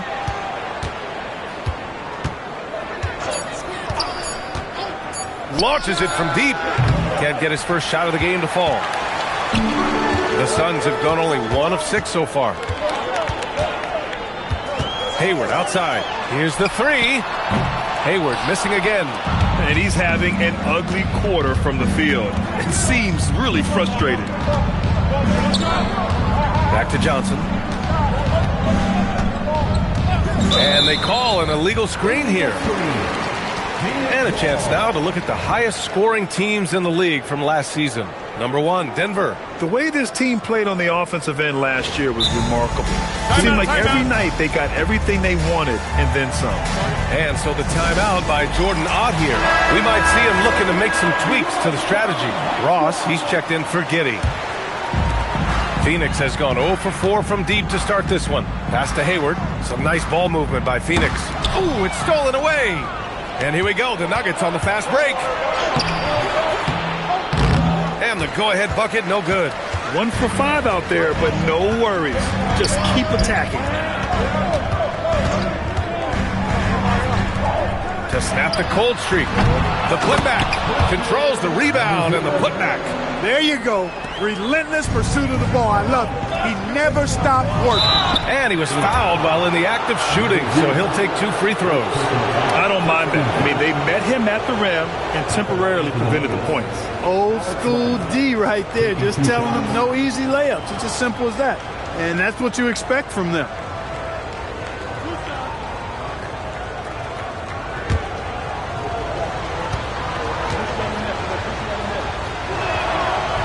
No good on the free throw.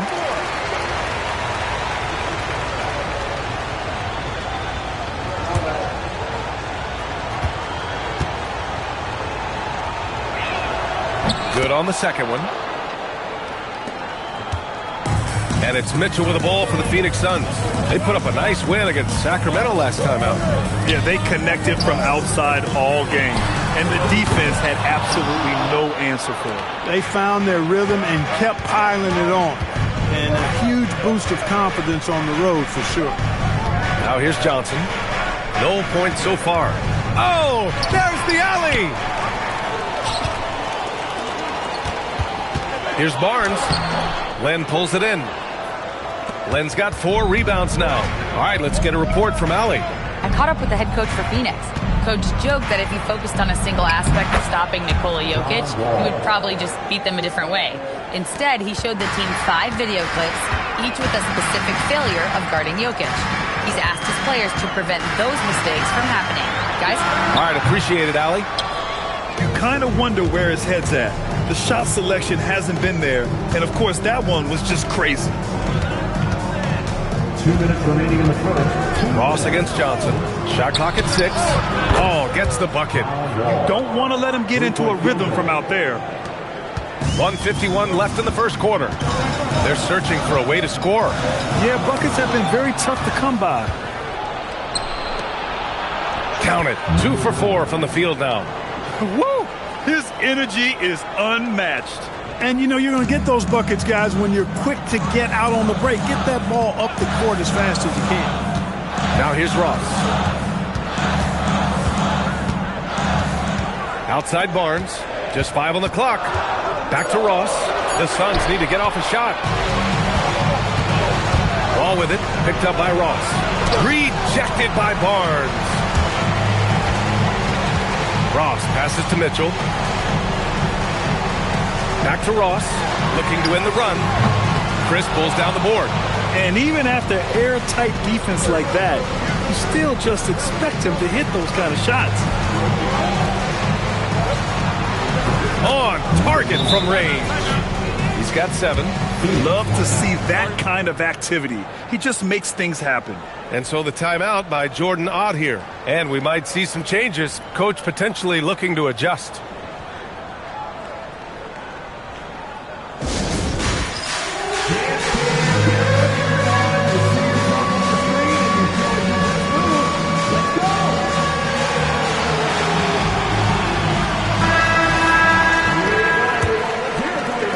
Suns trail by 9.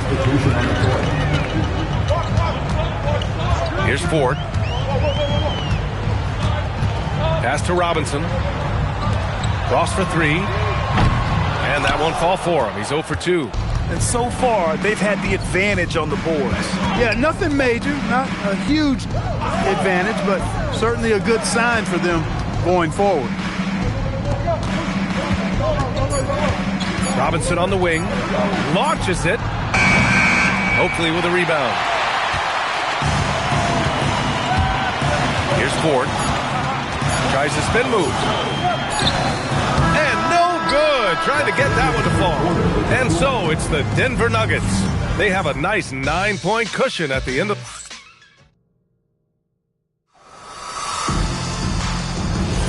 We welcome you back to second quarter action.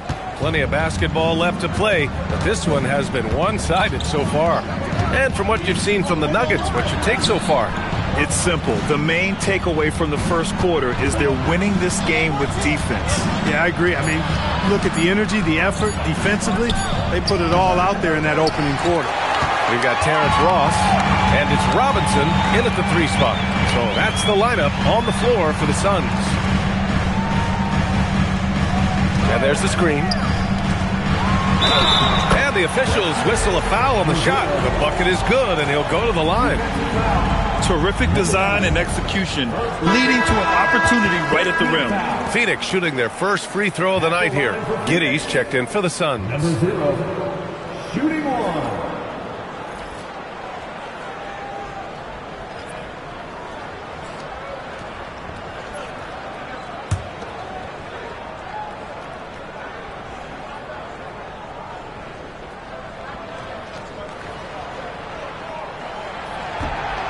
And the free throw, no good. And Clark, whether we're comparing players or voting for the annual awards, defense is a factor that is often undervalued. Yeah, I agree with that wholeheartedly. I mean, we love to see people score in a variety of ways. We like to see that offensive skill set on display. But, you know, defensive stats are critically important, but not as easy to identify and count. But yet, and still, it's half the game, so you can't overlook it. Here's Hudson. No made baskets yet. To the paint. Here's Sabonis. And Sabonis slams it in. Sabonis plays with the 2 things you love to see from a player: energy and passion. That'll get you a long way in this league and keep you around for a long time. Down low. Oh, stolen by Richardson. Here we go, one-on-one.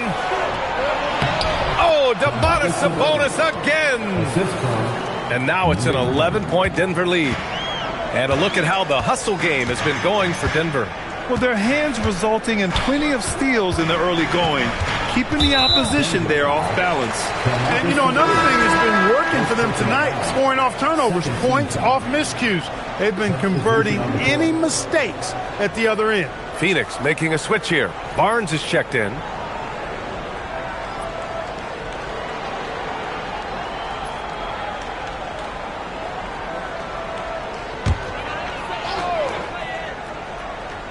Here's Giddey. Outside Robinson. Just 4 to shoot. Back to Giddey. Shoots over Davis. And once again, off the mark by Phoenix. Denver leading by 11. And let's swing it over to the sideline and hear from Allie. Thanks, Brian. A new generation is entering the league, and Draymond Green said these young dudes talk a lot of mess. I don't mind it at all. It's just weird to be in a space where they're like, man, I watched you my whole life.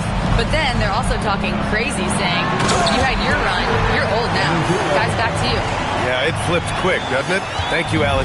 And that's how you move the ball, putting the defense in a really tough spot.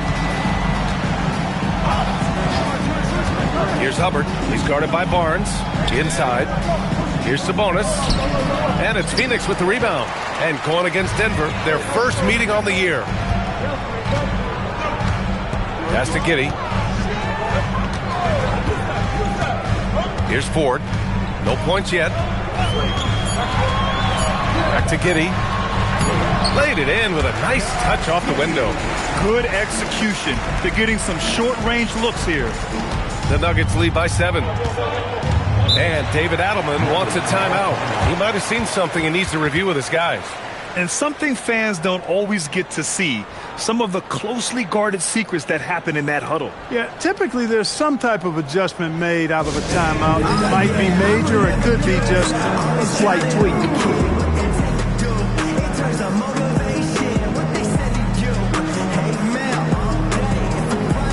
And the Suns making a change here.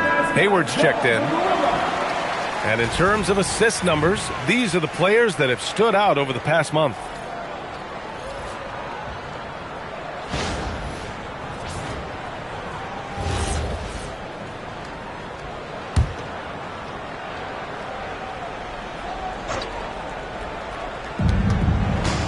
Wall, the pass to Lynn.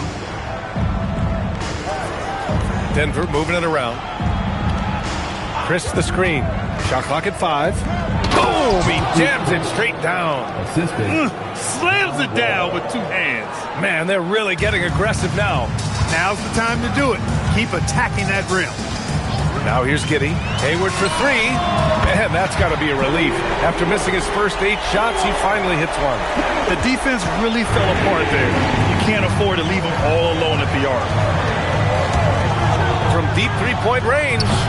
And it's Phoenix for the rebound. Well, if you can somehow get into a rhythm offensively, I think they could stretch this lead. Giddey finds Hayward for 3. Robinson. And it's Denver with a rebound. Len's got his 5th rebound in this one. Pass to Wall. 3-pointer. Connects from downtown. Wall's got 8. And they found a nice flow offensively here in the second period. Yeah, and that field goal percentage zooming upwards is now above 50%, which is pretty strong. Now here's Barnes. Hasn't gotten one to fall yet. To the middle. Oh, deflected. And here's the fast break. Here's Lynn. Rips down the breakaway slam. And after putting it down, he dangles from the rim a little. Man, that's borderline taunting right there, Grant. They're playing with a certain swagger right now. Well, you know what? You don't want to do too much to get an opponent riled up. You got to be mindful of that. And so the timeout by Jordan Ott here. He's going to take a moment to give him a breather and talk things over. Monroe's checked in for Phoenix. And the switch here also for Denver. Sabonis checked in.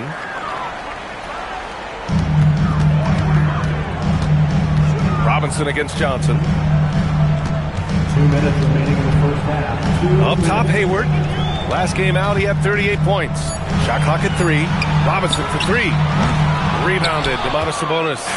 Just enough of a shot contest to bother him. Here's Lynn. Powered down after the assist led him to the lane. The size mismatch makes that a high percentage look. And it's Giddey with the ball for the Phoenix Suns. It's a 13-point game. Pass to Robinson. Here's Barnes. Can't cash it in from close range. He felt the defense on that attempt. Great rim protection. Here's Johnson. Outside wall. 6 to shoot. And play stops. A whistle there on what looks like an illegal screen. The screener was leaning a bit right there. His feet may not have been planted. Pretty obvious call by the officials. Yeah, I agree. You know, sometimes that can be a tough call for the refs to make, but not that time. It was easy there. Now here's Mitchell. Yet to see a basket. Outside Barnes. From deep, Hayward. That one's good. And it's Barnes with the assist. He's found his game in the second quarter, looking very assertive now. Pass to Wall. There's the triple. He drops it from range. Wall's got 6 in the quarter. That's his second triple this quarter after hitting one earlier. This is how you space the floor. Hayward outside. 4-3. And again, it's Phoenix from deep. That's his third three-pointer now after hitting none in the opening period. Denver leading by 10. Pass to Chris. Outside Johnson. Now here's Wall. And again, Denver with a 3. And they've really been more consistent from the field this quarter. Adding to their lead, and you see that field goal percentage for the game steadily heading north. Sabonis against Hayward. To the inside. Ooh, good finish at the rack off the slick feed. He's got 10. Credit their discipline. They've been working for high percentage shots. That'll do it for the first half. It's Denver up 11. We'll see you after halftime for the beginning of the third quarter.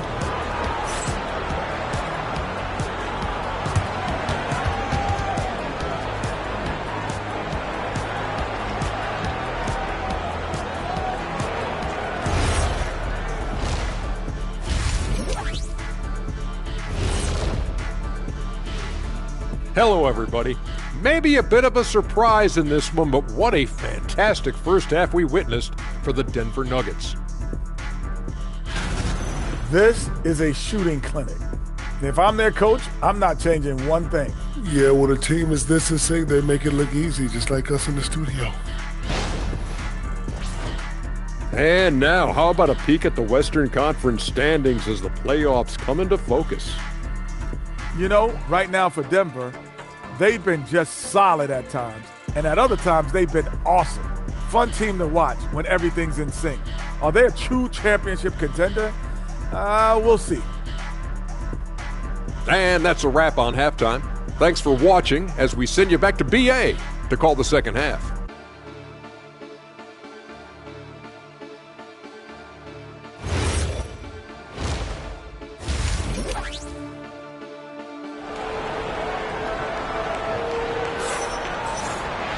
Just about ready for the second half here. A big comeback is needed for this game to be competitive, and it probably has to happen quickly.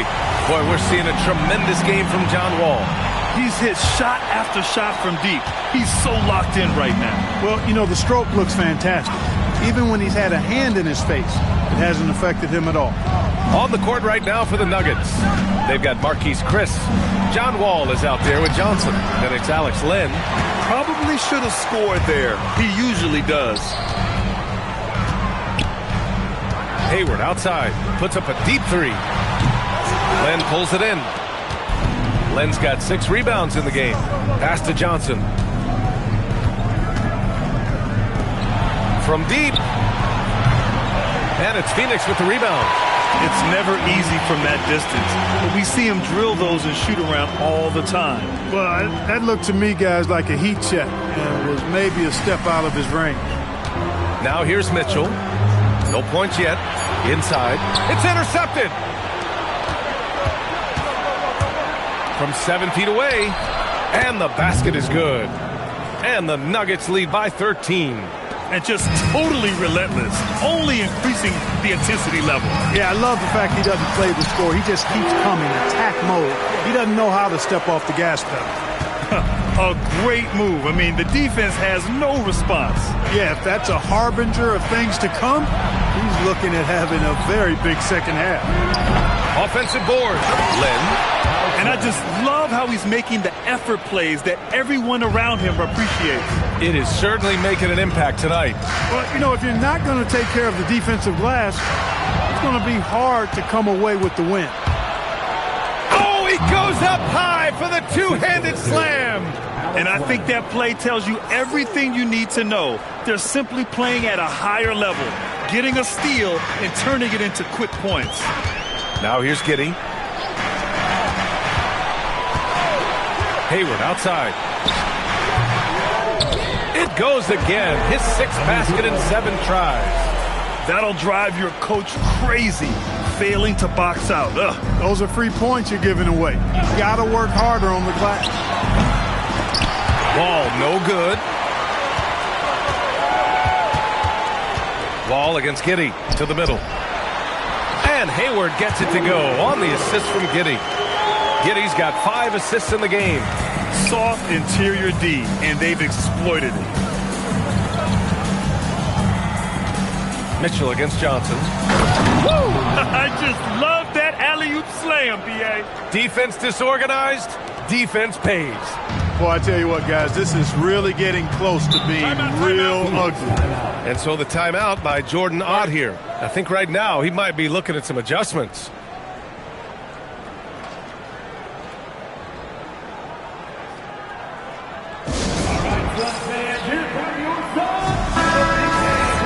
It's the 2K leaderboard featuring this month's field goal percentage leaders.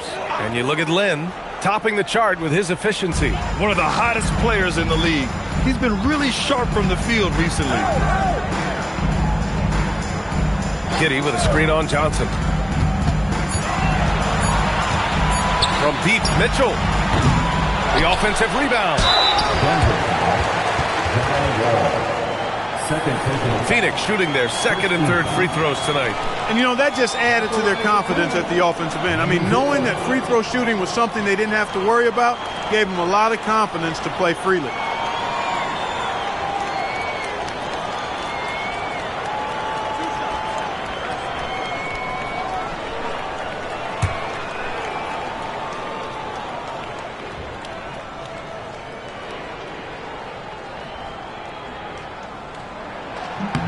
And he drops the first.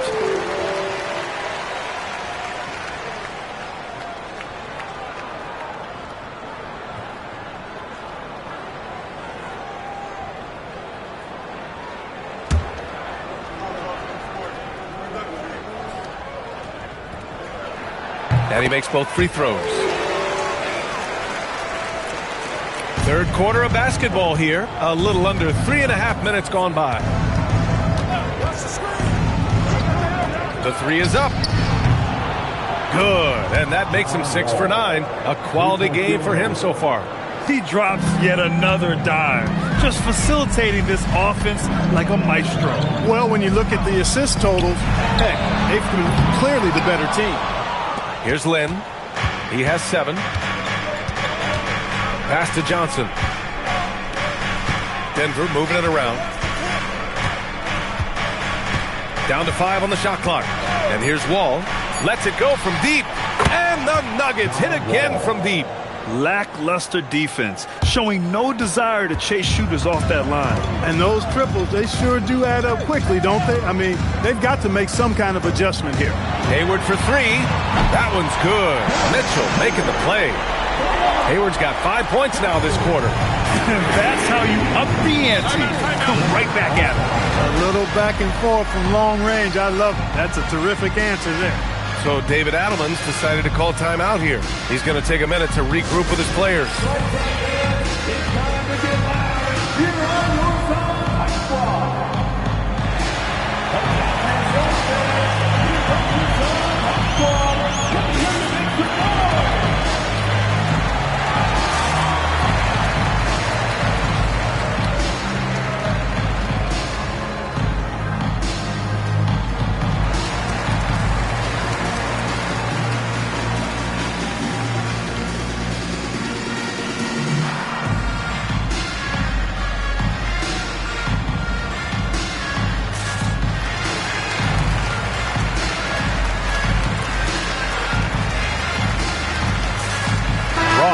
checked in for Giddey.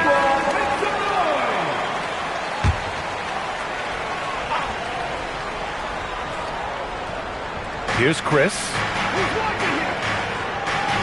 To the paint. Here's Lynn. Oh, and he got fouled on his way up. He'll head to the line to shoot 2. And a moment to look at the scoring approach in terms of where the points are coming from here for the Nuggets. Well, you know, they've been tremendous, I think, when it comes to sharing the basketball. You know, getting guys involved on the plays and creating offensive opportunities for everybody. Equal opportunity offense is fun to watch.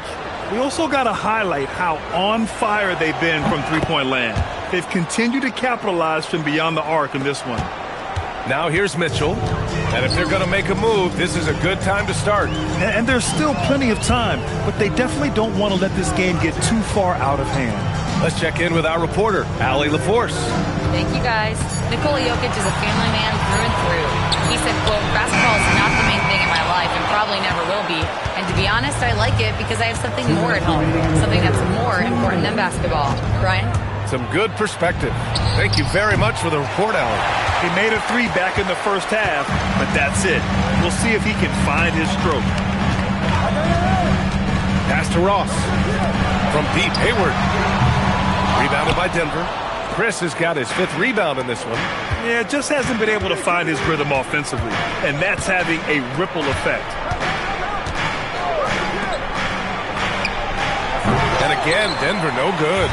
Not himself from range right now, but the only way out of this funk is to keep trying. Here's Ross. And the Suns miss again. He just missed it. He's typically solid from mid-range. Pass to Johnson. Back to Wall. From deep. Oh, he hits that one. 8 for 11 and remaining a thorn in the D side. And this is how he shines. He's a big part of their floor spacing. And you know what? It's all about the long-distance game for him tonight. He's getting it done from out there. And looks like an illegal pick was set. That gets the ref's attention. Well, the league has put an emphasis to crack down on illegal screens. Yeah, you know, he might have gotten away with that a few years ago, but not anymore. No way. Now you've got to be stationary on those screens. No extra hips or elbows, or they'll call it. Robinson, he's checked in for the Suns. Ford comes in for Mitchell. The steal. Pass to Ford. So it'll be 2 free throws. He was fouled in the act of shooting. That'll belong to Domantas Sabonis. Phoenix shooting their 4th and 5th attempts at the free throw line tonight. 4, 2 shots.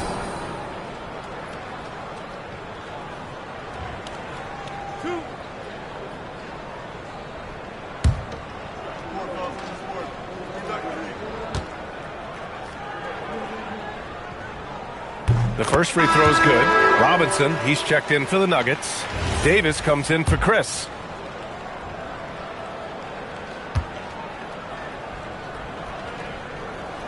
And so he's able to get 1 of 2. And here's Davis. He'll bring it up for the Denver Nuggets. Pass to Robinson. Over to the wing. Sabonis with a screen on Ross. 5 on the clock. Really left him alone that time. Sabonis has got 8. I just love the ball movement. There's a 4-second difference from the shot clock and the game clock. There's the screen. Robinson on the wing. Here's Ford. Hey, puts up a 3. Good D by Richardson. And so it's John Wall making highlights for the Denver Nuggets. Hitting 3 trays in the quarter, providing some sharp shooting. We're coming right back. Don't go anywhere.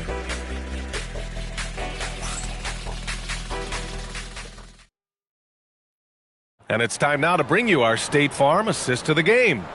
And from the 2-guard spot, an unselfish play like this sets a fantastic tone. That's right. I mean, that's not his primary duty, but when the situation calls for it, he can do it and does it well. Well, there may not be a lot of drama down the stretch as we head into the 4th quarter, but stranger things have happened. They've got Josh Giddey, and it's Monroe in at center. That's who's out there for Phoenix. Here's Ford. Pass to Monroe. Uses the glass on the layup. Monroe's got his first points in this one. This is how you force a defense to collapse. Kick the ball right inside. Here's Hudson. His first shot coming late. The shot no good. And here's Giddey. And count the basket. He was fouled, and he's going to the line for one more. Livers, he's checked in for the Nuggets. Josh Giddey.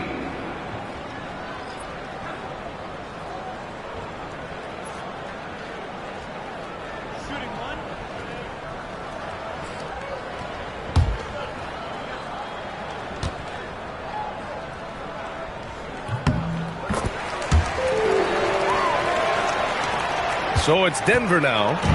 The lead is 15. Pick by Sabonis. Shot from the top of the key. Bounces high off the rim and drops. Even though he hasn't lit up the scoreboard, I like how he's keeping others involved. Fourth quarter still young. Just over a minute played. Deflects the pass. Stolen by Davis. Here's Hudson. Pick by Sabonis. 5 to shoot. The 17-footer. And again, it's Denver converting. Gotta fight harder to get over those screens. Well, I'm going to credit the screen. I mean, that's a good, strong pick he lays there. Here's Ford. Pass to Monroe. Outside Robinson. It's Barnes on the wing. And the Suns miss again. And you just can't afford to give up that kind of look very often. Here's Hudson. Knocked loose. And the ball is tied up, so we'll have a jump ball. Jump ball call.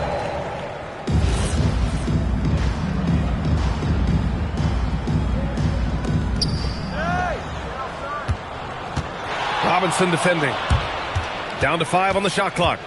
There's Davis with the 3. Knocks it down from distance. Davis has gotten himself on the board with a 3 there. This is what it's been since halftime. Remarkable results from downtown. Boy, it's been a three-point barrage. They came out gunning and have not stopped. Now here's Giddey. No good. Had a chance to end the run there. They've had a slight leg up on the boards and a big leg up on the scoreboard. Well, you take a look at all of the stats, the team stats, that is, and that's one of the many areas that they've had the advantage. And as a result, they've got a big lead. Here's Ford. Denver getting their last shot to go. There's the screen. Pass to Giddey. Excellent D there from Davis. For Denver, they've gotten 4 of 5 attempts to fall so far in the fourth. The 3 is up. And another 3 for Denver. Hard to win games when you allow clean looks from the perimeter. You're exactly right. I mean, those come back to bite you every time, just like it's biting them now. Here's Ford. Robinson on the wing. And once again, off the mark by Phoenix. Trying to match 3, sometimes you get too amped up, and it affects your ability to knock down the shot. Davis hits. They've been very well-rounded and extremely focused. Almost no holes in their performance tonight. They've been tremendous.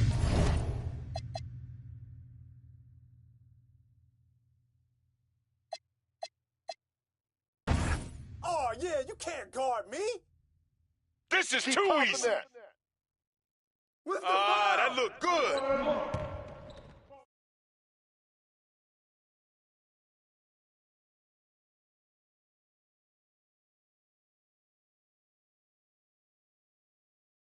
Oh, yeah, shoot it, man. Rebound. Gotta get it.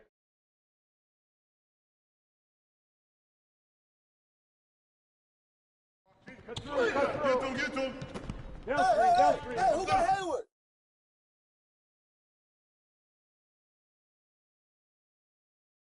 Don't do too much. Take that one, take that one.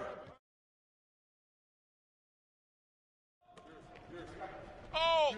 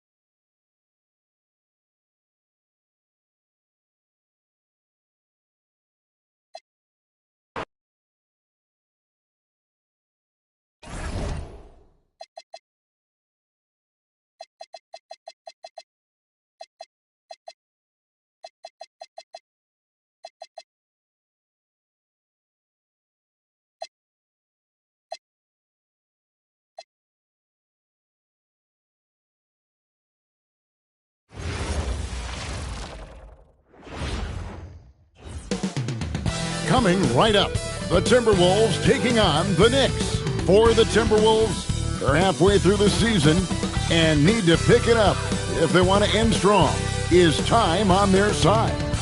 Knicks, Timberwolves. Don't leave your seat. We'll be right back. Welcome, everyone. Thanks for tuning in to 2K Sports for this NBA presentation. With Stan Van Gundy and Greg Anthony and Allie LaForce on our sideline, I'm Kevin Harlan. A chance here to rank the top rookies in the NBA. The race for the Rookie of the Year. How about these guys? Oh, what a group. When you look at Jones, there have been times where he's shown his potential. But as of now, he isn't in the conversation for the award. And the crop of young talent coming into the league this year, especially this group, has painted a very bright picture for the future of the NBA. Oh, I totally agree. The talent pool keeps getting deeper every year. This league is in a great place right now. And checking out Minnesota's opening lineup. The big men on the floor for him, Randall and Gobert. Then it's Jones.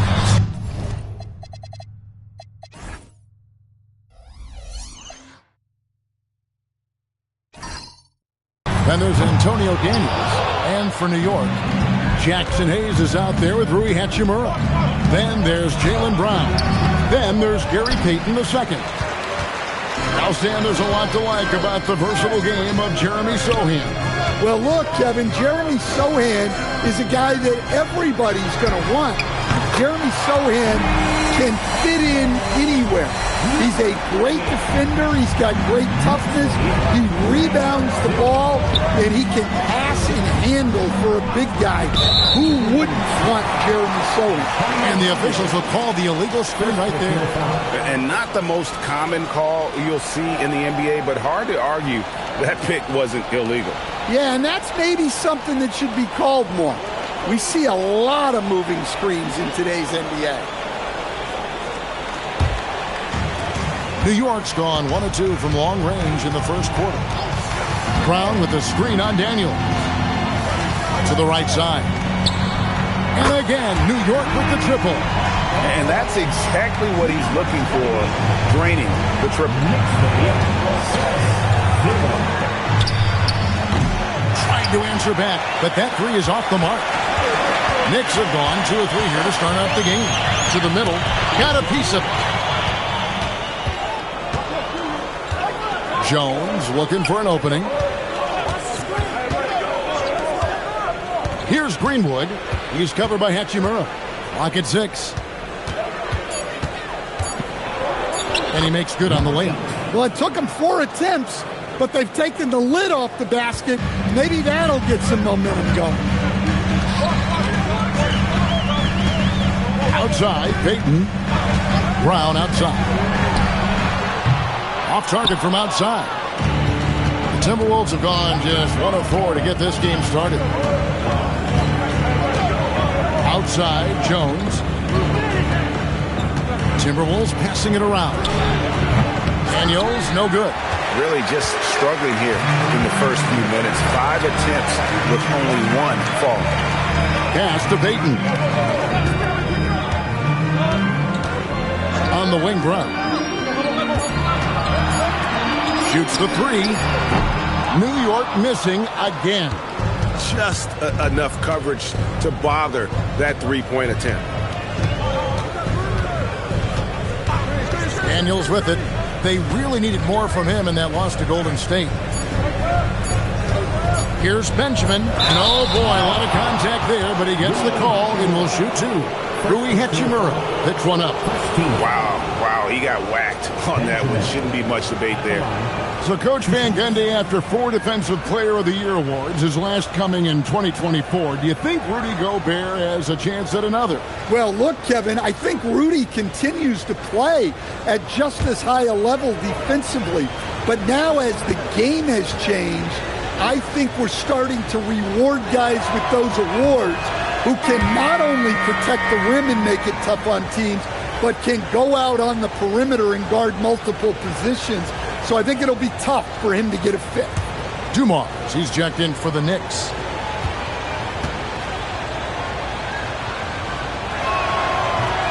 And he misses the second one as well, so he's 0 for 2 that time. With the season winding down, GA, what's key for a long playoff run, do you think? Kevin, one thing is health, right?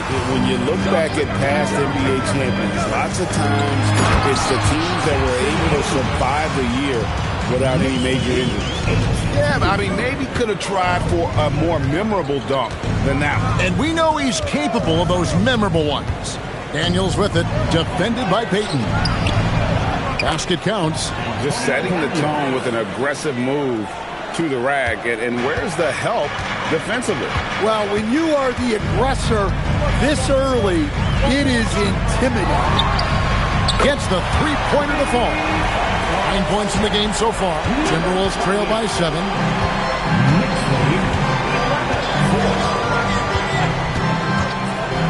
Or 2.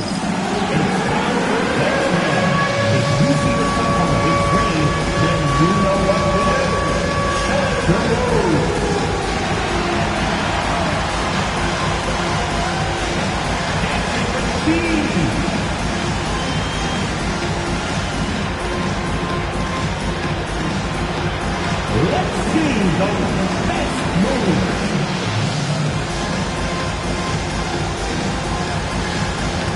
You gotta dance like everyone watching.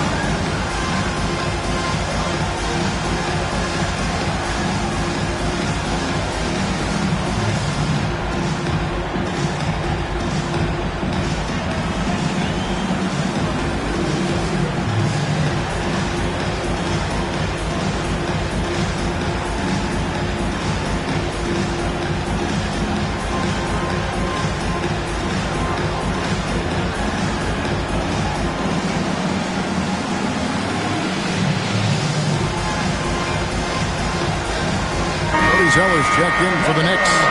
Jonathan Kuminga comes in for Jaylen Brown. English, he's checked in for Minnesota. Phillips comes in for Daniel.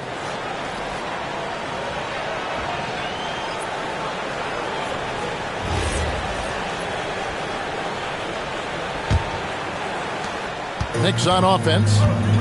They're on a 14-6 run. And Stan, the head coach, Chris Finch, bringing a culture of accountability to this Timberwolves team. Yeah, Chris Finch challenges every player, Kevin, top to bottom. No sugarcoating Coach Finch's message, but at the same time, getting that buy-in that a coach has to have. Oh, great ball movement there. Timberwolves trail by 10. Outside, Phillips. Back to English. Payton against Phillips. There's the pick from past the arc. It's rebounded by New York. This, their first chance to take a look at Minnesota this season. Up top, Dumars.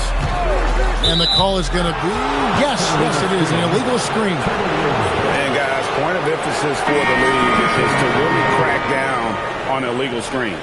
Yeah, and yet, we still see it a lot. It's a tough thing to police. Jaylen Brown's checked in for Kuminga. Timberwolves trail by 10. And let's go to the sideline. Here's Allen. A bit ago, Mike Brown and I were able to chat. I brought up Jalen Williams, and Coach said that he has a plan. Williams is an impressive all-around player. Coach did admit that, but we're hoping for some physical, high-pressure defense that will put him off his game a little tonight. A simple strategy, but Coach seems confident that it'll get results. Kevin, back to you. All right, Allie, thank you so much for that. The kick out to Brown. Pass to Dumars. Back to Brown. Good, and it's Dumars picking up the assist. Dumars got 3 assists in the game. 29 seconds left to play here in the first. English sets the pick for Phillips. Launches a 3. The Timberwolves again can't hit. The Knicks leading by 12. Brown dishes to Dumars.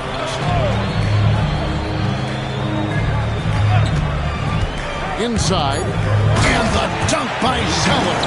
And what a way to start this game, dominating at both ends of the floor. Obviously, guys, brilliant coaching, a perfect game plan.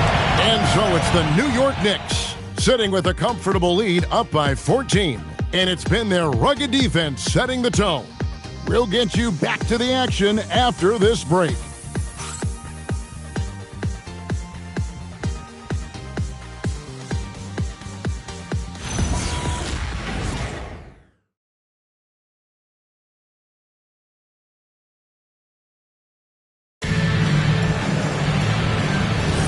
And if you're just tuning in, we've got a wide margin on the scoreboard, but plenty of time left for a comeback. And a closer look here at the scoring breakdown for the Knicks. Well, the thing about hitting early threes, it spaces the floor and makes things a lot easier offensively.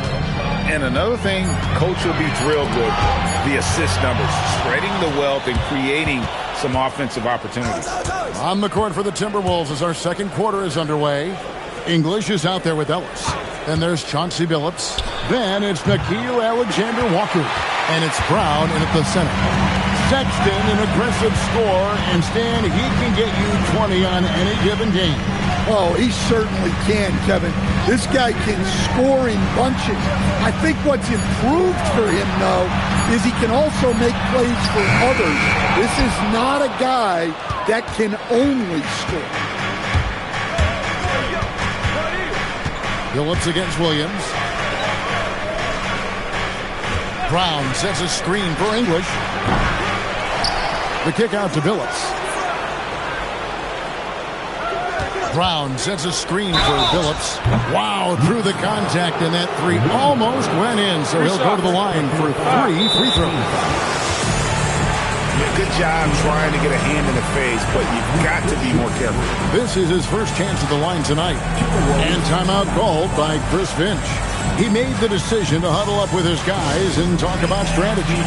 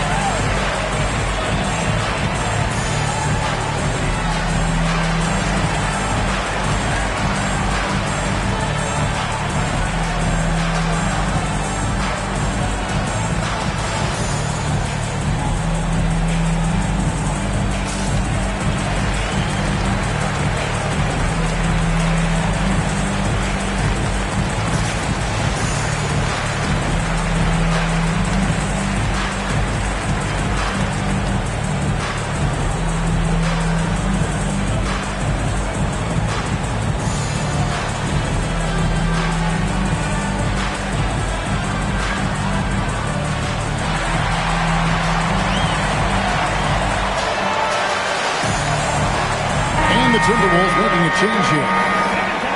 And let's go to the 2K leaderboard to see the teams that blocked the most shots in the NBA last year. Number 5, the Knicks.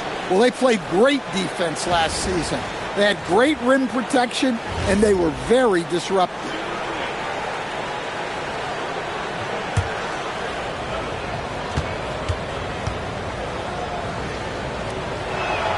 And he hits the first of 3.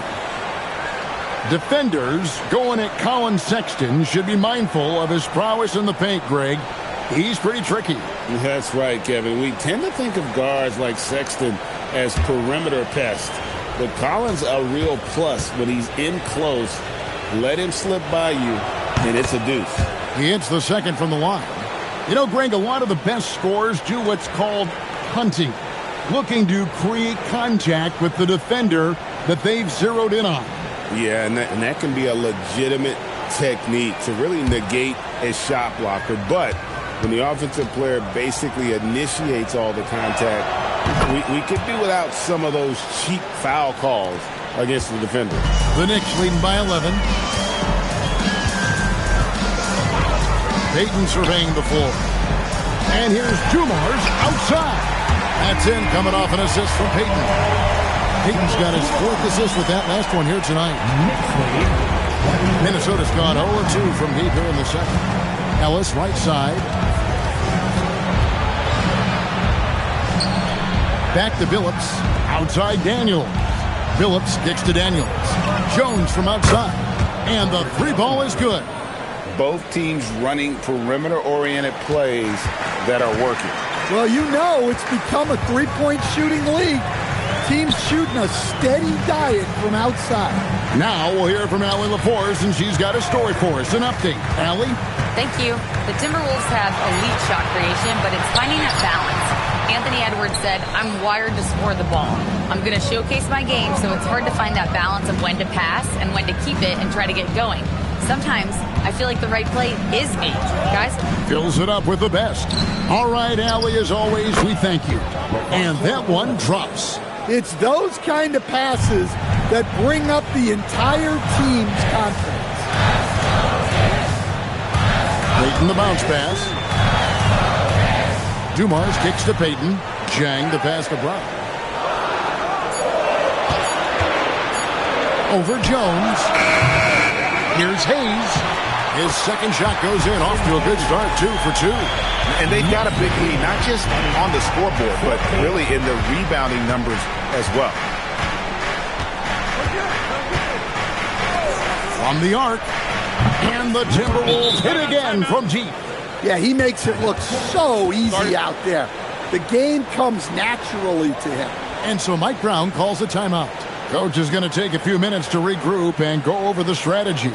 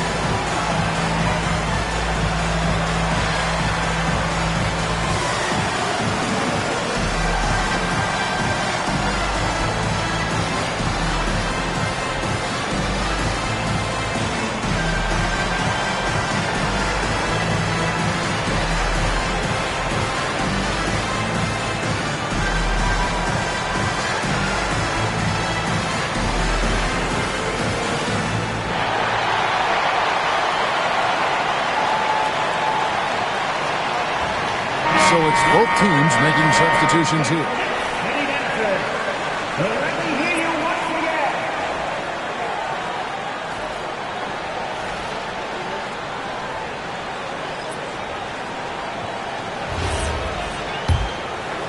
And a little under 3.5 minutes elapsed.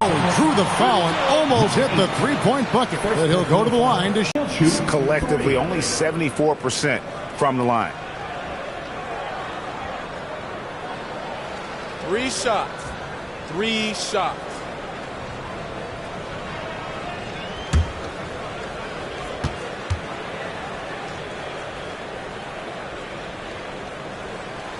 Free throw good, Dumars.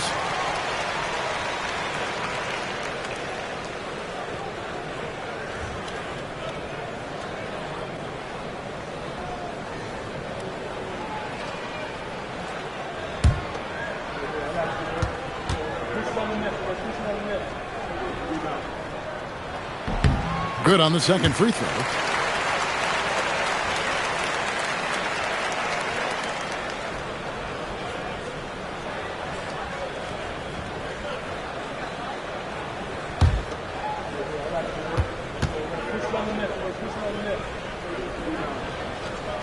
And he nails the third. Here in the second quarter, just under 3.5 minutes played. Jones the pass to Brown. Here's the three. No good. And with the success they've had rebounding the basketball, they're right where you'd expect them to be, firmly in the driver's seat. It's Dumars on the wing.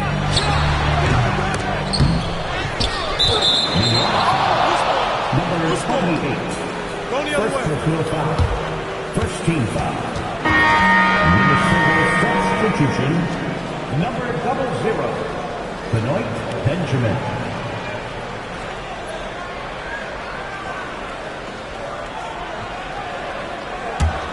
Timberwolves trail by 11.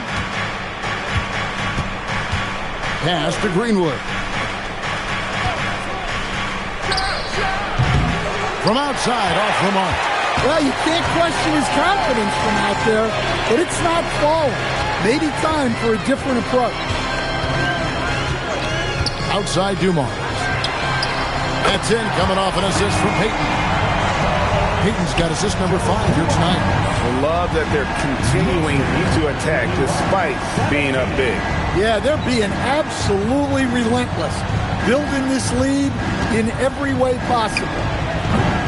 Jaylen Brown with the rebound.